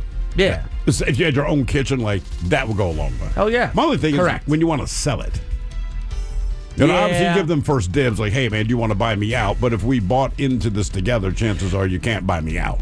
Yeah, but you're also assuming that the problem isn't still going to be there. At this point, then somebody else is going to go in there and co-buy it with somebody else. Yeah, it's true. And so there you go. You're good to go. Put your thinking caps on, boys. Time for the Merriam-Webster word of the day. Oh, It is no. a B word that means to wave or swing an object in a threatening or excited manner. A B word meaning to wave or swing an object in a threatening or Brandish. excited manner. Ooh, brandish. Oh, yeah, damn that's it. gotta Miles, be you got That's it. a It is good brandish. Well done. Well done. It's a good word. There's new research to suggest that irritable man syndrome is actually a condition. Irritable what? man syndrome. Irritable man syndrome. That basically when you get older, something happens to you chemically where your fuse is just shorter. Yeah, I can believe Yeah, that. well, just get on the internet. Just Yeah, get online. no kidding, You can yeah. watch videos for days of people just absolutely losing their mind. Should we have that to where there's like an age limit for social media? Like as soon as you pass a certain age, like no, you get to call Yeah. your friends. You don't get social media. No, because it's all junk. Yeah, Like, you're there's right. no age where I go like, okay, well, this person makes sense. Like, they might be 18, they might be 80. In the end, it's like, you have no idea what you're talking about. Boy, Right. you are excited to Mine share is, it. I get driving is the one that just I need to calm Yes. down and not be as agitated as I am. Really? I think over my lifetime, people have gotten worse. There's too many distractions in the car. Well, so sure. a lot of people are just not paying attention, and you need to pay attention. You need do. to know the rules of the road, and a lot of people just don't. I get frustrated with that, but the thing I was thinking about this today because it happened to me today. The thing that I get more frustrated with is when I am forced to stop for a light that I have no reason to stop for. Last night on the way home. Amen. Right. Amen. Yep. Why are we stuck? Give me the blinking yellow. Give me the blinking yellow after a certain time, or do the weighted thing. But right, same thing. Like, there's a 3-minute light, and there's literally no traffic, but there's a camera. And that's why I'm not going to blow through this bitch. 4-way stop. Last night on the way home. Go through it every day. Car goes to my right. Takes off, okay? So now, technically, depending on the stop, it's the person to the right or the next person that pulls up. Yeah, correct. The person behind that car that took off, They shot through. they shot through. That's not how it And works. I'm just sitting there like, you know better. Like, you know better, right? Yeah. It's like when I see the cars that are getting onto the interstate, and I am in the slow lane, the single passenger car lane, and you got the Jamoke that's by himself in his car, and he's in the HOV entrance ramp. Yeah. I'm like, and he just blew past 30 cars. Right. And I'm just like, come on. You know you're not supposed to do that. I had this today. We're coming up the freeway. Now, I had the HOV because I had the lady with me, and then we're going up there. Then all of a sudden, the guy in front of me dynamites the brakes and starts smashing his way into the fast lane. Yeah. Car behind it, car that he's cutting off, honks the living hell out of it, and I lean over. Oh, what do you know? There's a cop who's already talking to somebody who's made this mistake, and I said, I venture a guess, if I drive by this guy, sure enough, all by his lonesome in there, it's like, I almost tattled. That's every day in HOV lane. I get more frustrated as I get older with people just like, come on, man, turn on your headlights. Right. It's already dusk. It's night. There's a new dating term making the rounds. They call it shrekking. Oh, you date an ugly girl, and then, or she's hot, then she gets ugly? No. Or you date an ugly girl thinking that she'll be nicer to you or something. You date an ugly person. It doesn't matter which side you're on, but you get the upper hand in the relationship by being the pretty one. Oh, my God. Oh, yeah. I've been shreked. You've been shreked? Every woman I've been with was pulling that move, dude. Exactly. Like, you're definitely better looking than me. You gonna do better than me? Well, looks-wise, no. But your personality kind of sucks. Not lying. Oh, Lordy. Be nicer if somebody just where did it go? Giving it to you. Doggone it. Shoot. I lost my setup. Anyway. The Men's Room Top 10. The Men's Room Top 10. I forget where it was, but at the end of the day, we're talking about medical conditions that sound fake but are actually completely real. Just like restless leg syndrome. Pretty much. I brought that up and somebody years ago, but I'm like, man, it's all this bull ass like restless leg syndrome. They're like, I have restless leg syndrome. Yeah, I'm like, no, you don't. They're like, I do. And they got to the doctor and they have restless leg syndrome. Back in my day, we called it the Jimmy legs. Interesting that the guy's always tapping his toes. Werewolf syndrome shows up on there. Ow. People who have a rare skin disease called werewolf syndrome have some features that may resemble those of the mythical creatures for which the condition is named. According to the Genetic and Rare Diseases Information Center, the symptoms of Abrams syndrome, which is also known as a werewolf syndrome. Super hairy, right? Yeah, includes excessive hair growth all over the body except on the palms of the hands and the soles of the feet. This includes fine hair on the face and ears. There's a whole Am I a werewolf? family in like Mexico or something like that. Yeah. Sound that the whole family has that, and basically for generations, this has been their situation, and so they all have just worked at the circus. They're Just straight hair up like, everywhere. look, there's nothing we can do. I mean, but even their eyebrows, forehead, the whole thing, man. Jeez. Mike, knock, knock. Who's there? Ooh. Werewolves of London. You have facial blindness. The word you don't see people's faces. prosopagnosia comes from the Greek words and that many of us forget names easily, but people with facial blindness may struggle to identify even familiar faces or tell people apart. There are varying degrees of the condition, and those with the severe form may be unable to distinguish between a face and another object or to recognize their own face. Damn. That would be wild. Look in the mirror. Who the hell is that? Right. I forget names all the doggone time. But and faces, yeah, I'm pretty good at it. Right, and there are certain times where it's like I know your face, but I don't know from where. I can't imagine not knowing not knowing your face at all. At all, right. Right. Wait a minute. I know that voice. That's you. Yeah, we're coworkers. Right. Wait a minute. You're Steve? That face doesn't look right. I hear that a lot. Sleeping Beauty syndrome. That's what I got. That's what you got? I look like an angel. That's right. You look beautiful over there, Miles. Like the long unconscious princess, people with the neurological condition called Sleeping Beauty syndrome experience periods of excessive sleep. These episodes can last 20 hours a day, and bouts may go on for days. Wow. Damn. Even weeks. Damn. Yeah. But it doesn't necessarily mean they're a princess. No. No. Are they, when they are awake, then are they refreshed? Are they constantly tired? I don't think know. if you slept that long, you would wake up and be like, I feel much better now. That long? I feel like you feel You weren't tired? exhausted. Yeah. May exhibit various behaviors, including eating excessively, hallucinating, or acting childishly. I have no idea. Acting tired, yeah. Everybody remember a little while back why meat got all expensive in the mid-90s? Mad cow disease. Oh, right. People cannot get mad cow disease. It's a disease that affects the brain and spinal cord of cows. It's called mad cow because it can cause infected cows to act violently or nervously, according to the U.S. Food and Drug Administration. It's properly called bovine spelled with spongiform encephalopathy, or BSE. But in the mid-90s, a new disease was discovered that was related to mad cow called, I'm not even going to try. So, mad cow disease. Have you guys ever heard of alien hand syndrome? No. Alien. Is it mean your hands green? Like E.T. hands? AHS is characterized by involuntary movements of a limb, usually the hand, that seem purposeful or functional. People with this movement disorder may also feel like the limb is not a part of their body. So I wonder if it's just... They don't have control over it? There's something that's firing in your brain that is making it act completely on its own. It just does its own independent thing. Huh. Yeah. Crazy hand. You weird hand. It just goes. Crazy son of a... Stone Man's disease. This sounds... Like the thing? Terrifying. No, like the thing. Well, I'm just saying, like your skin atrophies or something. You're not too far off. So Stone Man's disease is a disorder of the connective tissue where ligaments, tendons, or skeletal muscles essentially turn into bone. Gee. People who have this condition may be unable to move and can develop difficulty eating and breathing as their joints become locked in place. Is that what Mick Mars has? No, he has ankylosing spondylitis. How do you know that so quick? Yeah. Because I remember when I was a listener to the station, you guys ran those ads. It was like, do you have stiffness in the morning? Oh, yeah, we did. You might have ankylosing spondylitis. Or you're getting old. Yeah, so his one of the two. His skeleton is fusing together. Yeah. Whereas this one, your muscles and your tendons is all turning into bone. Okay. So a turn to bone. These are medical conditions that sound fake but are actually completely real.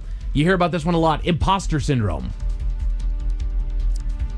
Okay. I've heard the name, but I don't know what it is. It's not an official diagnosis, but it was a term coined by psychologists back in 1978 in a paper published in a journal, This Psychotherapy Theory, Research and Practice. The researchers introduced this syndrome to the world, describing it as a feeling of ineptitude that occurs in highly successful women. Oh, yeah. It has since been recognized that men may also have the condition, but it seems more common in women, according to the original research. People with this syndrome feel like they do not measure up to their achievements, and so they feel that they are imposters in their own lives. Okay, that makes sense. I fully understand that. Like, you're getting away with it, basically. Right? One day I'm going to be exposed as a fraud. Exactly. I pulled the wool over everybody's eyes. I have managed to just dupe so everybody. Has everyone. Here. Right. Relax. At the end of the day, that's what you do. It's like we're all just faking it throughout all this. Yeah. Any job interview, that's what that is. Right. On both sides. You're actually just good at this, and yeah, you faked your way into it. However, you are good at this. You can do it. That's why you're still here. Walking corpse syndrome. 3rd Avenue, downtown Seattle. No. This neuropsychological disorder was first described in the 1880s by a neurologist, Jules Cottard.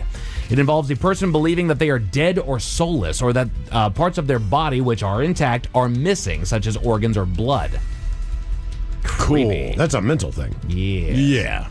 They just go with flesh-eating bacteria here. It's exactly what it sounds like, a bacterial skin infection that eats away at soft tissue called fascia, which surround muscles, blood vessels, nerves, and fat. It also damages tissue near fascia. Many different bacteria can cause this infection, but group A, Streptococcus, are the most common causes. I mean, that one sounds real. Sounds like a nightmare, but it sounds real. Yeah, like I never went, oh, that's fake. If you told me you had Sleeping Beauty disease, I'd be like, you're just lazy. Right. Just wake your ass up, man. Yeah, Imposter syndrome. Like, get over it. You went to school. Yeah, you were out till 5 a.m. That's why you're sleeping for 10 hours. And then I'll leave you with this last medical condition that sounds fake, but it's actually completely real. Alice in Wonderland syndrome.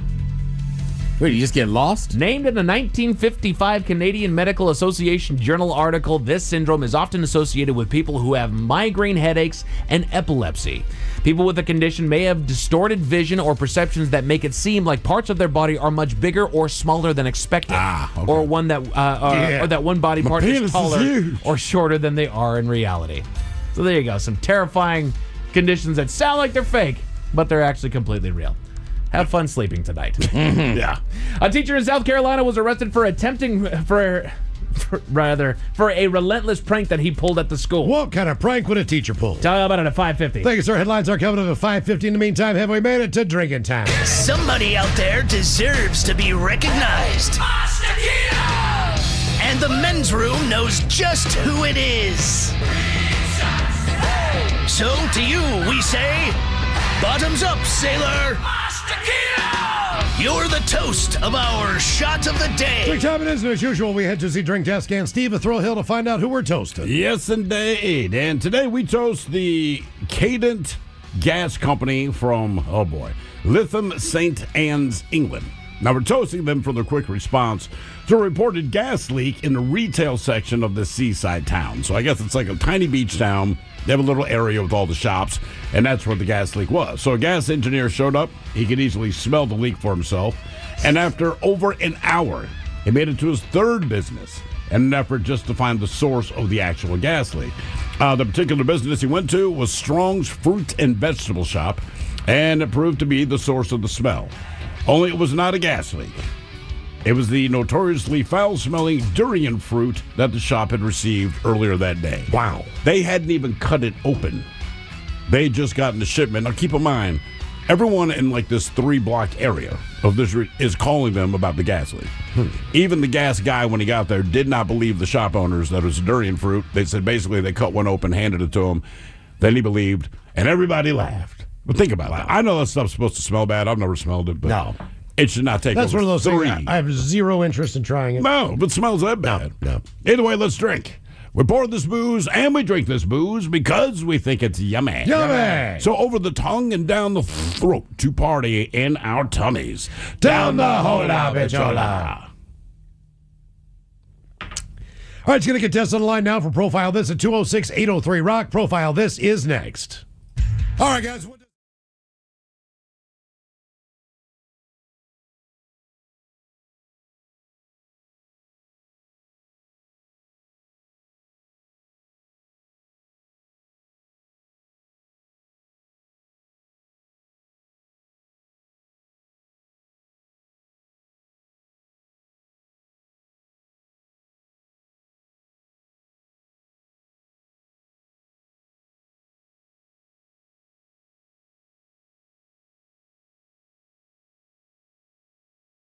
News tonight. An emo woman broke up with her boyfriend of 5 years because he repeatedly made her happy. But first, a new sleep study suggests that the position that you sleep in can have an effect on both your heart and brain health. Oh, yeah? Yes, sir. Do you sleep on your stomach or your back? Do you sleep on your side? And if so, left or right? Do you stretch out or curl up? All of these things can affect your health. Yeah, man. What about upside down? What do you mean upside down? What does the sleep study say about people who sleep upside down? Do you mean like with your feet on the pillow and your head at the foot of the bed? No, man. I mean upside down, like a bat. No one sleeps like that, Felix. See, that's what I thought, man. Then I dated a woman who slept upside down. From the ceiling. That's what I'm telling you, man. Why did she sleep upside down? For the same reason that she licked walls, barked at birds, and said her favorite color was corduroy. You dated a woman who licked walls and barked at birds? And said her favorite color was corduroy and slept upside down, yeah. Right. And you said that there was a reason for all of this? One reason, man. Which was? Because he was crazy, man. You've dated a lot of crazy women, Felix. Yeah, man. There was Tina. She chased you with scissors for 7 blocks, yes. There was Trina. She stabbed you in the buttocks with a steak knife. Athena. Shot you in the leg. Katrina. Broke a plate over your head at Olive Garden, although if I recall, you had that one coming, Felix. You ain't wrong.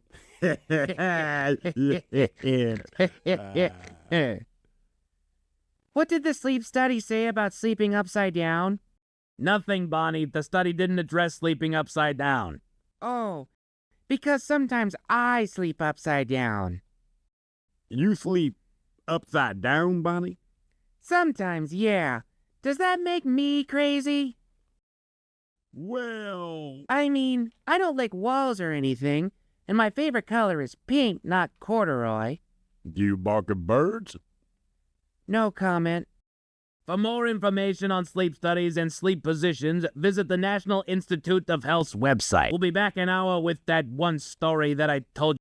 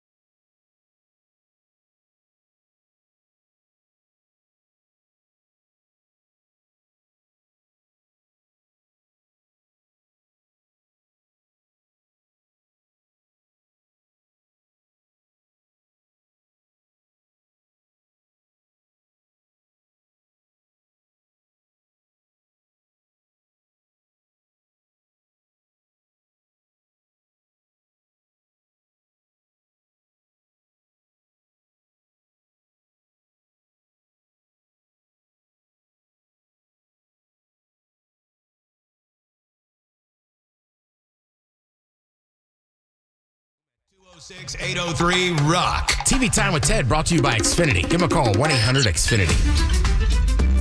The Men's Room presents Profile This. And Stephen Throwhill, could you please tell everyone how Profile This is played? Oh, I sure can, Miles. It's a simple game where we share with you a real-life news story, something that happened right here on planet Earth. Earth. And as you listen to the story, based on the stereotypes you believe to be true of people and the decisions that people make, we'll ask you what it is you think makes the story a story. Hello, Spencer. Welcome to the Men's Room. What's up? Hola. All right, Spencer, you understand how this here game is played? I do. Fantastic. You have a choice of one of three stories today. We offer you the wonderful world of drugs. We have interior decorating, where you guess the foreign object that ended up on the inside of someone. And finally, today, license.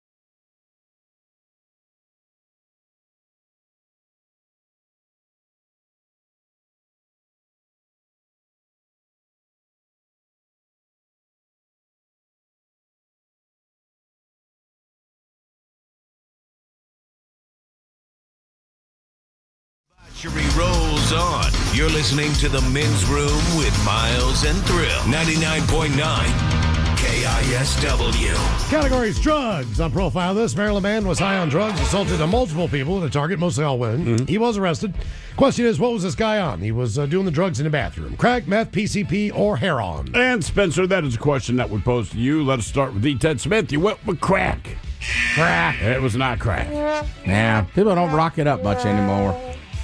Now, Spencer, you agreed with Miles. You guys both went PCP. Miles, I don't know if you picked PCP because it's huge in D.C. And that was what I was guessing. This part of Maryland is a little closer to D.C. than Baltimore. And, yeah, you are correct. Yeah, all right. Nice work there, Spence. Yeah, the Sherm is strong there. It is. I would almost have to think like per capita.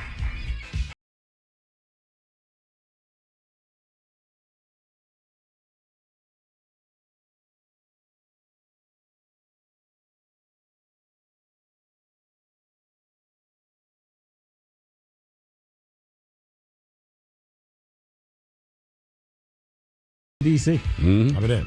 Cool. Now, for all the TV news all the time, it is time for TV Time with Ted.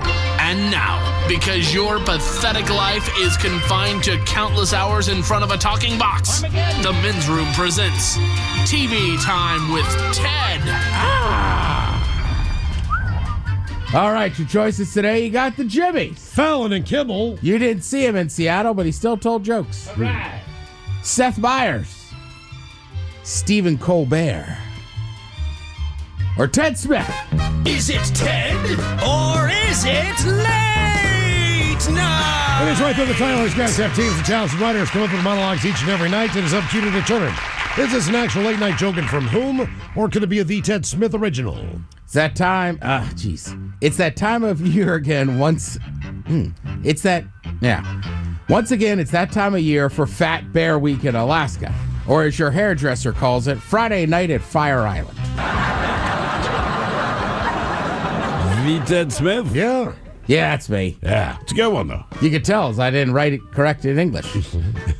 Fire Island is a famous gay island off New York City. Oh, so New York City? I believe so. All right. What do you mean? As far as clubs or living or what? Oh, yeah. It's put it this way. The Village People had a song in like 78 called Fire Island. Okay. Yeah. Yeah. Very specifically about that. I was Pretty gonna cool song, too. I just tried to act like I didn't know anything about it. It's where we met. It's like that. Yeah, sure. Officials discovered a skull and human bones in a traveler's luggage at a Florida airport. But since it's Florida, they just made him check it. Fallon.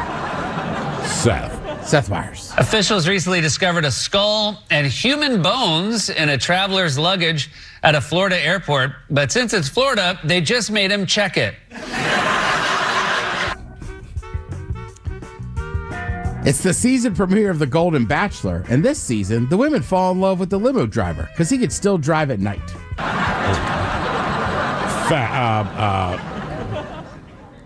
Kimmel. I'll say Kimmel. Fallon. Some TV news is the season premiere of The Golden Bachelor. Yes. The Golden Bachelor. And this season, the women fall in love with the limo driver because he can still drive at night. I hate driving at night. Especially in the rain. Krispy Kreme has released a collection of Harry Potter-themed donuts, which include flavors inspired by each Hogwarts house. And just like the books, the donuts are meant for children, but will be mostly enjoyed by adults. Did you get one of those? Yeah, I did. Mm-hmm. I'll say Fallon. Fallon. Seth Meyers. I know why we didn't have the last clip now, Ted. Why? You put it in the wrong spot. Where is it? It's in the place where this joke should be. You son of a bitch, Ted. Damn you. Something's wrong with that system. Okay. I did not do that 2 days in a row. No, there's nothing in 08. No. 08. The thing that's in 08 should be in 01. Oh, I see. God damn it. We got it. No more jokes. No more jokes. Damn it. That's how we finish the joke. Yeah. Buckets. All right. This is kind of honestly, I shouldn't be laughing. This is very sad. There's a Dawson Creek reunion in New York City on Monday. James Vanderbeek is obviously going to miss it. He's battling cancer and he has to bow out because he said he had 2 stomach viruses. But he made a special appearance, pre-recorded video. Basically, I can't believe I'm not there, this and that. Yeah. I will tell you personally, I saw a picture of him today. It is not good. Miles said that to me yesterday. I have not looked at the picture, but I tend to believe that. And the worst part about it is, look, I wasn't a Dawson's Creek fan. I know the name, never saw the show, but everything that I've heard from anyone that has ever interacted with James Vanderbeek is like, he's just a good guy. Well, and Vanderbeek's, to me, a unique story that's good, because there was a period afterwards where apparently he was a kind of an a-hole. Oh, really? Right. He was James Vanderbeek from Dawson's Creek and what's that? That's not Friday Night Lights. The football movie he was in with the whipped cream bikini. I know what you're talking about. Yeah. I do. That is all I needed. Yes. Varsity Blues. Varsity Blues. There it is. So apparently he kind of was because he thought he was hot ass, which is fine. He's in his early 20s, this and that.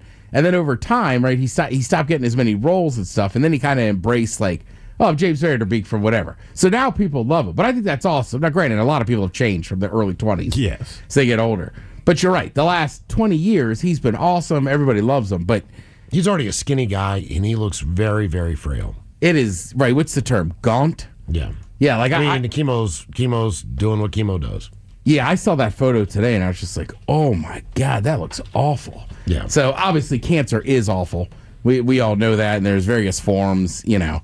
But, man, yeah, that is tough. And also, wow, look, I'm sure, are you looking at it now? Yeah. Well, like, Vanderbeek obviously feels bad he can't be there, but I don't think, even if you paid for those tickets, I don't think you can be upset with the man that's battling cancer and has a stomach virus. Yeah. Can't show. And I'm not sure people want him to show up, and you can see how frail he is. Yeah.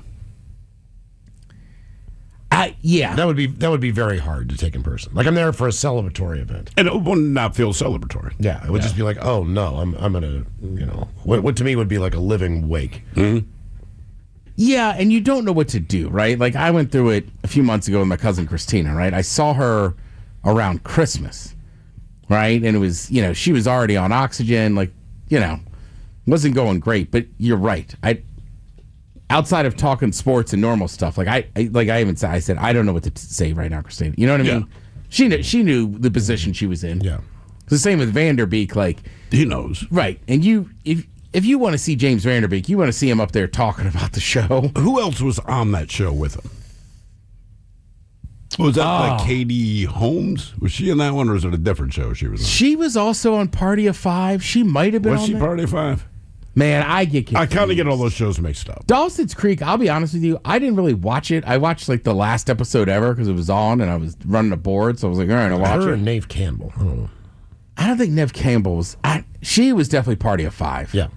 But yes, I mean, if you like that show, and it's weird because it's definitely my generation that was obsessed with it. I just never really got into it. Okay. So also, he's been with the same wife for a long time. They have a ton of children. You know, every time you saw a picture of Vanderbeek, he's always with his family. Yeah. He's always with his family. Yeah. Jesus. I mean, look, I liked Baywatch when it was out, right? Then they had the Baywatch movie, which sucked. Well, now Fox is going to revamp Baywatch next season. They announced yesterday a new version of Baywatch will premiere in the 26-27 season, bringing California Dream to a whole new generation with fresh stories, rising stars of the spectacle that made Baywatch franchise a global sensation. It was about boobs and David Hasselhoff. And think what you want about David Hasselhoff. You can't really recreate that guy. You know, it was like William Shatner, David Hasselhoff. There's certain people that, talented or not, because I still don't know. Like, they're iconic. They just are who they are, and that's kind of why things Maybe work. more Shark Attacks. Yeah. The thing Spice is, it up a little. and I forget who the actor was I saw that was saying this, but Hollywood just legit does suck. Like, you're not losing your mind, right? Basically, so it's the same ideas over and over and over. Correct, because now, and look, I'll just say it: private equity firms suck. Yeah. All right. Most of the things you hate in this country are because of private equity firms, right? It was like Cracker Barrel. People got fired up. It's a private equity firm. Yeah. Part of the reason Las Vegas is dying because private equity bought it all up. So now you have two sides of the street. None of those casinos are independent now. So you have, do I want choice A or choice A minus? Right. Which are, all the prices are the same. That all sucks. So same thing. This actor was saying, like, look, that's all Hollywood does. If it's not already a movie, they'll just keep pumping out sequels. People will go see it, and they're guaranteed. So it's like, let's just bring back Baywatch. That'll work, you know? And then it's like, and then also it's weird because then higher execs will sit around and go, why do we have any new this or that? It's like, well, you got to start something new. And the only way you're ever going to have anything that's successful is it has to be new. Yeah. Well, I mean, know what I that's the best thing about the streaming services. Correct. Right? Like a lot of writers say it. They're like, look, man, if you're trying to do Hollywood as we perceive Hollywood, you don't really have a chance unless I did Jaws 7. Then they'll actually listen to your pitch. But if you have original content or an interesting idea or not even quite A-list celebrities, like streaming is the world to go to because they'll take a chance. They might shelf your project in the end, but they will give you the time of day, right? And I'd say most of the good shows, most of the credible ones seem to be on the streaming services. Correct. That's what most people watch. Yeah. And like, look, I mean, All American, I bring it up. Did you ever watch it? I didn't. But that's a great example, right? That was on the CW. It had one season. It got canceled. And then people like me found it on Netflix. It got so popular on Netflix, CW said, okay, we'll start making more of it. Yeah. Right. So you kind of get that. And you're right. There's a lot of shows on streaming services that the networks just aren't gonna allow. But I also get it because the networks, you pigeonhole yourself into this position. Like, we can't, and it's not an insult toward networks, but by and large, we can't put anything interesting on because that's not why people come here. They want a sitcom where the father is stupid and aloof, and the mom controls everything that's going on, and there's at least one bratty kid and one smart kid. That's your sitcom. It's done. Put them in any city you want, but that's the formula. We need our police dramas. We need our lawyer dramas. We need our hospital dramas. Sure. And we're kind of done, man, right? And but at least I'm saying, but make new ones.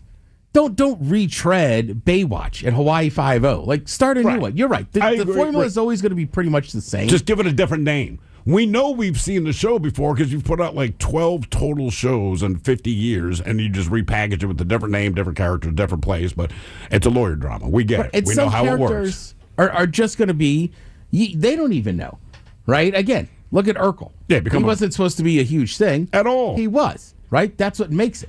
So then you watch. The show wasn't even about him. He was the freaking neighbor. Right. Or, I mean, look, you look at the sports channels and stuff. It's like, well, Stephen A. Smith got popular. We need a new one. Like, well, you don't give anybody else a chance, and you ram him down our throat. Like, again, whatever you think about the man, like, at a certain point, it's not his fault. Right. Because you just can't get away from him. And he's got to take the money. Right. And he'll, like I was talking to Miggsy about wrestling. I know the WWE people aren't happy that wrestling's over on ESPN. Then you have people like me, which, no offense to the wrestling fans, I don't need to see Nick Saban, one of the best college football coaches of all time, pick in a wrestling match. Right. Wrestling on is college game day. On college game day. It's predetermined.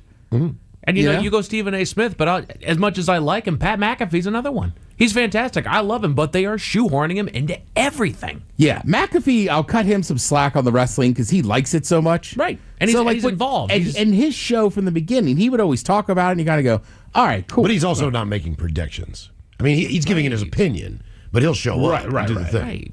But Yeah. Would you see Saban talking about wrestling? Oh, come He on, doesn't know. You could be a fan of it, but Right. you would say, if you're a fan of wrestling, you say, they've already figured that out. Right. Well, why are you asking me to pick something that's already, as Ted would say, I predetermined? mean, you can weigh in on what you think the story is going to, what turn do you think the story is going to take, but Nick Saban's not that guy. He's made no mention that he likes wrestling. He's going to go, Ever. well, there's John Cena. I like John Cena. Well, things happen they don't expect, but most of it is sticking to the script. I know. Well, yeah. I know Hulk Hogan did not think he was going to get booed like he did. I'm aware of that. But he did. But that's not a match. Right. Yeah, well, Hogan's a great example, too. I mean, there's a lot of stuff he did behind the scenes that didn't help any of the other wrestlers. Oh, yeah. Now, a show I did watch last night that I liked on Discovery Channel, and honestly, that's why I end up watching some of these shows, some history shows or whatever. It's called Hustlers, Gamblers, and Crooks. All right.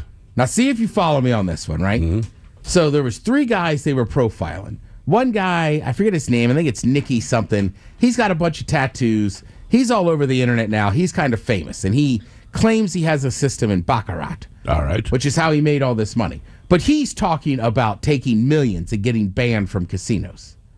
Okay. All right? Then there's another guy who's working a roulette wheel in Atlantic City. He just stops the ball and puts it where he wants and gets like $500,000. And I'm just like, that guy's not on the same level as the guy that figured out how to play Baccarat and cashed out $4.5 million and almost got killed. Yeah, that's not even clever. Yeah, I was so annoyed with this. I'm like, we're giving that guy the same credit? Like, he just stopped the ball and put it in the spot and told people to bet on that number. Mm-hmm. All right. Yeah. There's no reason to get as pissed off as I was. I hear it. No. I was hot last night. Now, also give some credit where credit is due. Mariners clinch a postseason last night. Yep. After we finished a brand new episode of the podcast, which is out. Click that on, watch that. But I want to give a special shout out to Root Sports for 2 reasons. All right. A, I thought it was awesome. They even said, usually we go to commercial break, we're going to show you the entrance of the closer coming in, which was electric. Okay. Right? So I thought that was very smart. And then, frankly, there was some choice language. But they were kind of laughing, right? Cal Riley said, why don't we just go win the effing, and it's just like, it's like, look, A, it's a cable channel, but B, it's like, it's a sports celebration. This is real. These are real emotions.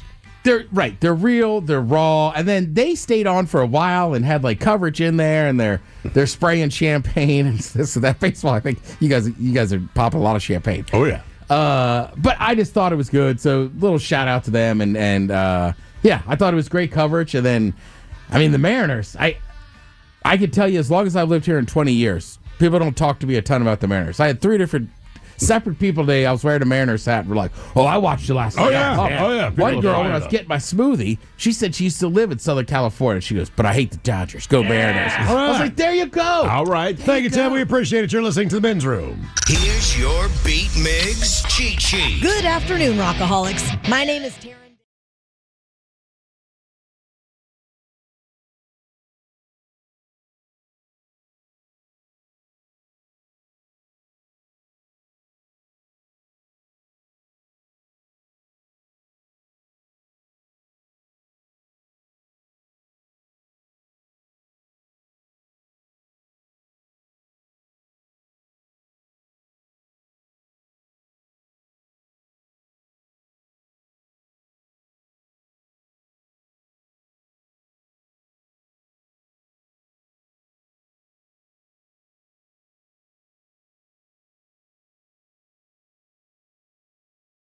News tonight. An emo woman broke up with her boyfriend of 5 years because he repeatedly made her happy.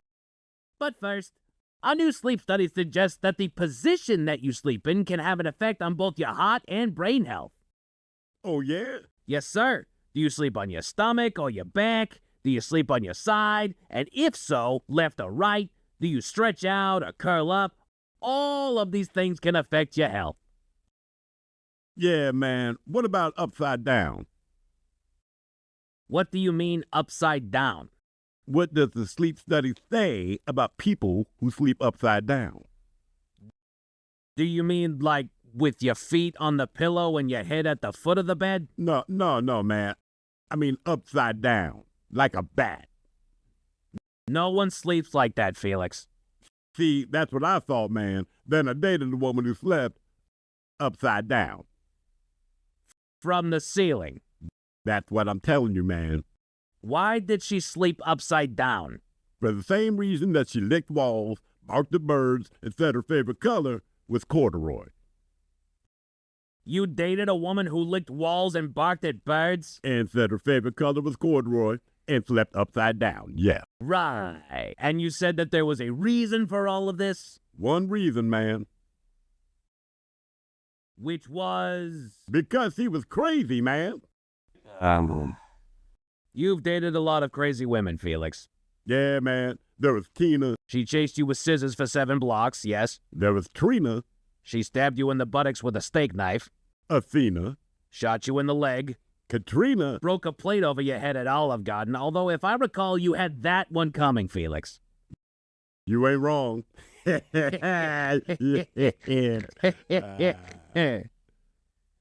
What did the sleep study say about sleeping upside down?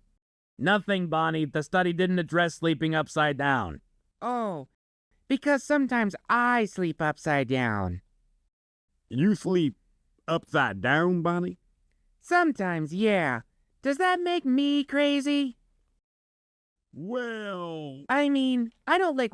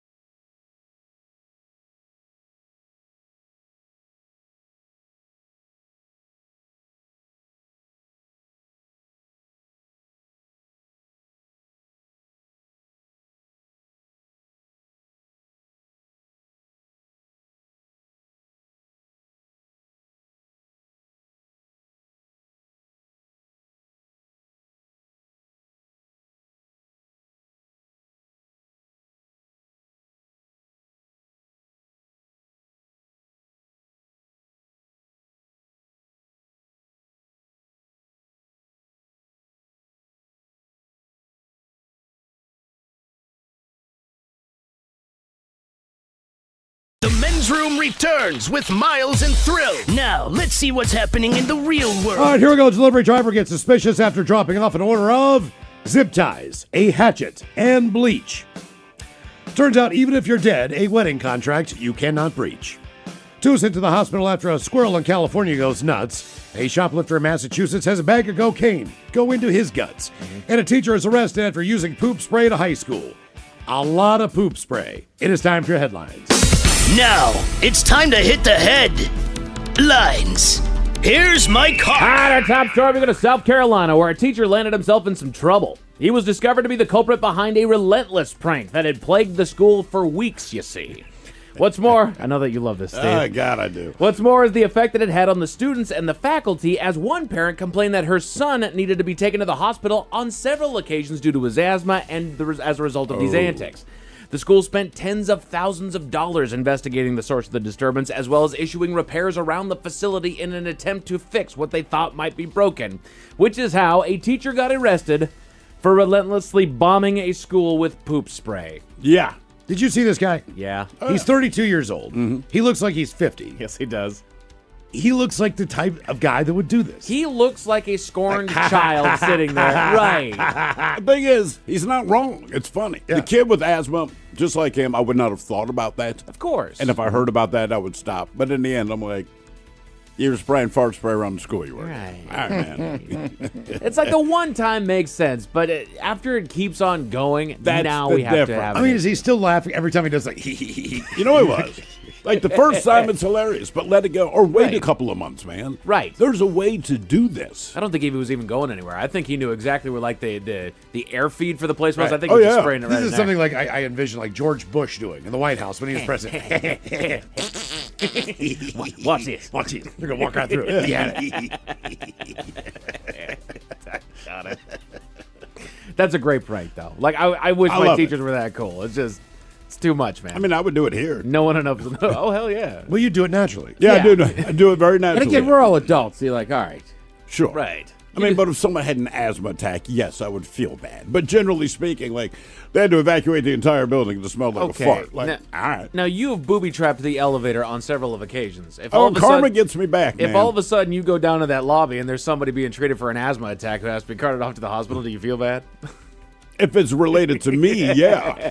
I feel like, look, man, I smelled this thick fart in the elevator I thought it was the end. I was like, how bad would you feel if someone had an asthma attack? because of my farts. Yeah. I mean, you're torn because that's not a prank. Like, Well, let's say you did the prank. all right. I feel bad-ish. What about the Ish, woman? all right, thank you. What about that woman who slept under the covers for years, and like, Oh, and yeah. her husband kept farting, and it basically was just Suffocating her. Dutch ovening her brain. Yes. But didn't it, like, infect? something. Like, she yeah. got some bacteria. Right, It's it's butt a- bacteria. Damn, Well, dude. she should have opened up the covers. Well, she sleeps with the covers This is over her natural. head. Yeah, well, like a corpse. I don't think I could marry somebody that sleeps like that. Like I said, I sleep under the covers half the time, but I'm the one farting. Deal breaker. That's so. That would be weird if I woke up every morning. She's just in there like a mummy. What if she was like, I can't sleep with someone who doesn't sleep with a pillow? I'd be like, get to step it. There's the door. Yeah, I mean, Yeah. see, to me, that's weird. Don't forget your shoes. In other news, a man in Massachusetts broke the golden rule of crime. Only do one at a time. He and his lady companion were seen leaving a local Target with about $150 worth of merchandise that they hadn't paid for. They fled the scene but were later tracked down by authorities, but our man didn't just stick with shoplifting charges. No. While officers made their approach on the man, he panicked and attempted to swallow several sandwich bags containing drugs. They're like, dude, we're here for the shoplifting. Right? You know, like, I'll go ahead and choke myself either way. The two were arrested and faced multiple charges. jeez, man.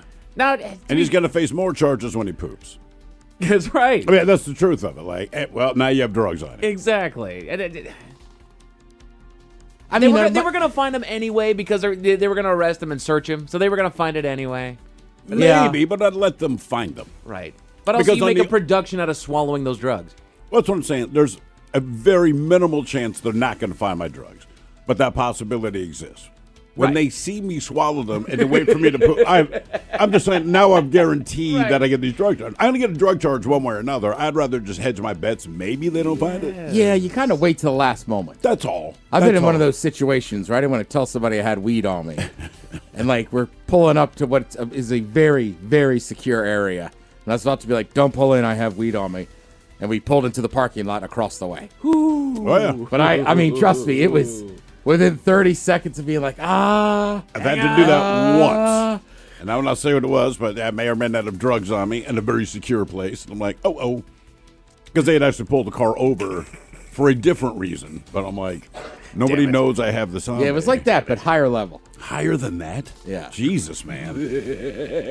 Oh, wow. Yeah. Okay, yeah. Somebody I knew worked there. They were giving me a ride home, and I was like, oh, my God. But I didn't say anything, so I waited. This guy freaked out. That's what I mean. Just wait. A wedding venue in North Carolina has just landed itself in hot water for their response to a tragedy. A couple's big day was scheduled to go down next month without a hitch. Heyo. When the unfortunate happened, the groom suddenly collapsed and died. Oh. He just went down. Like, this is a young couple. Like, they're going about their day. But something happened. I don't know if it's an aneurysm or something like that. Maybe. Guy just seized up and passed. In addition to the traumatic event, she was left with the awkward phone call of having to cancel the wedding. But when she informed the venue that there would be no big day, they informed her that in spite of the tragic news, they would be keeping her $18,500 deposit. But they did make a small concession, offering a refund of up to $11,000 if somebody else booked their venue on that I was going day. to say, if someone they're going to try to still book it. Yeah. But they won't even give you all your money back. Right. If they do. We're going to give you 11 grand back if that happens. The story has sent the internet sphere into a fit, and now the venue has a PR nightmare on their hands. The local news media did reach out, and they were like, after all this has exploded and after all the backlash, have you guys rethought your position on that? They said that they did not address that question. They said, we're just focused on the health and well-being of the owner of the venue who has received death threats from everybody from all this. It's like, okay, so yeah, you're keeping the money. Give them the money back. And their entire thing was like the hospitality industry is really hurting right now. It's a very hard time, and so... They're not wrong. We understand. Right. But also, this person's husband died. Groom or fiance The guy died. died. Yeah, but sorry. I'm sure they have None of something you can't cancel. I do get that. But, like, look, man, there's extenuating circumstances. Exactly. We're not being petty. We didn't get in a big fight. It's like, he died. Right. That's all. I had every intention of being there. Was it the day of or the day before? It was the next month. Oh, okay. Yeah, it was the month leading up. And if nothing else, look, you get beautiful PR. Just give them their money back. I'm sure she put that toward the funeral. Absolutely. Right? It's not like she's going to go partying with it. But I mean, this is a brilliant PR move for you. You went from what would turn into like, hey, this place is awesome into don't ever go to this place. I can't even believe it was even an option. I know. I have no. And why would you think that's not going to go public? I'm saying, in the age of social media, when you pull that move, and look, it's your prerogative to do it, but like, it's going to be some backlash. And I would never say something like, we need to see the death certificate or something like that. Right. Like, come Like, on. if you're going to this well, and that's the excuse, even if it's not true, I'm going to have to believe you. Right. But just in case those stories left a bad taste in your mouth, thankfully, there's good news. A young man in Rhode Island is raising everybody's bar for doing for others. The 8-year-old tells local media that he was in Walmart with his parents one day after having seen a man visit 50 states in 50 days. You guys might remember that guy who was on that journey. And was inspired to do his own challenge, running 50 miles in 50 days. What's more is he wanted to raise a little money on his runs, eventually creating a YouTube channel and GoFundMe with the proceeds going towards the Make-A-Wish Foundation. In all, he raised right around $1,500 by the time he completed his mission. The page is still up, and he's still accepting donations. The guy did it. Good job. I could do 50 miles in 50 days. Yeah. It's a mile a day, isn't that? Right. Like, Yeah, that's what I'm thinking. You might even knock out a couple in one day. I'm just saying. Yeah, I'm taking a weekend off, so I did 3 miles today. The kid's 8, though. All right. Okay. Yep. I didn't realize that. We're a-holes. I'm an a-hole. I'm sorry. Hey, Sorry, kid. Good job, kid. you are doing the right thing. Men's Room Sports. The Mariners. That's easy. Anybody can do that. The Mariners do more than dangle the carrot on their first game of the season's home stretch. Coming back big in the 8th inning while down 3-1 against the Rockies with a monster home run from Naylor to bring the boys ahead for a 4-3 win against Colorado, officially punching their ticket to the playoffs. Well done, boys. That partnered with an Astros loss last night against the A's draws them closer to a divisional title as well, which could be decided as early as tonight. If the Astros lose again and if we win again, your boys are crowned. Both of those things have to happen, or one or the other. If both teams lose, if both teams lose, then we go.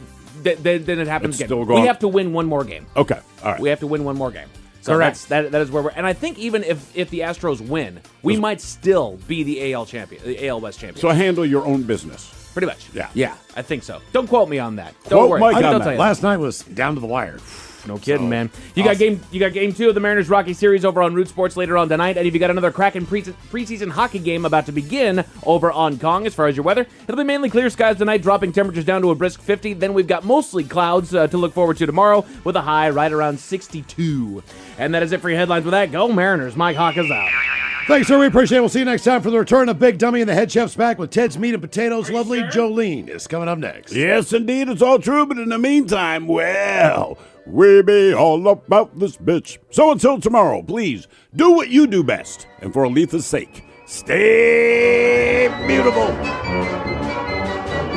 The Men's Room has been taped before a live studio audience. Wardrobe and makeup provided by Mantastic Limited. This has been a presentation of the Men's Room Radio Network. Oh, man! A Double Flush production.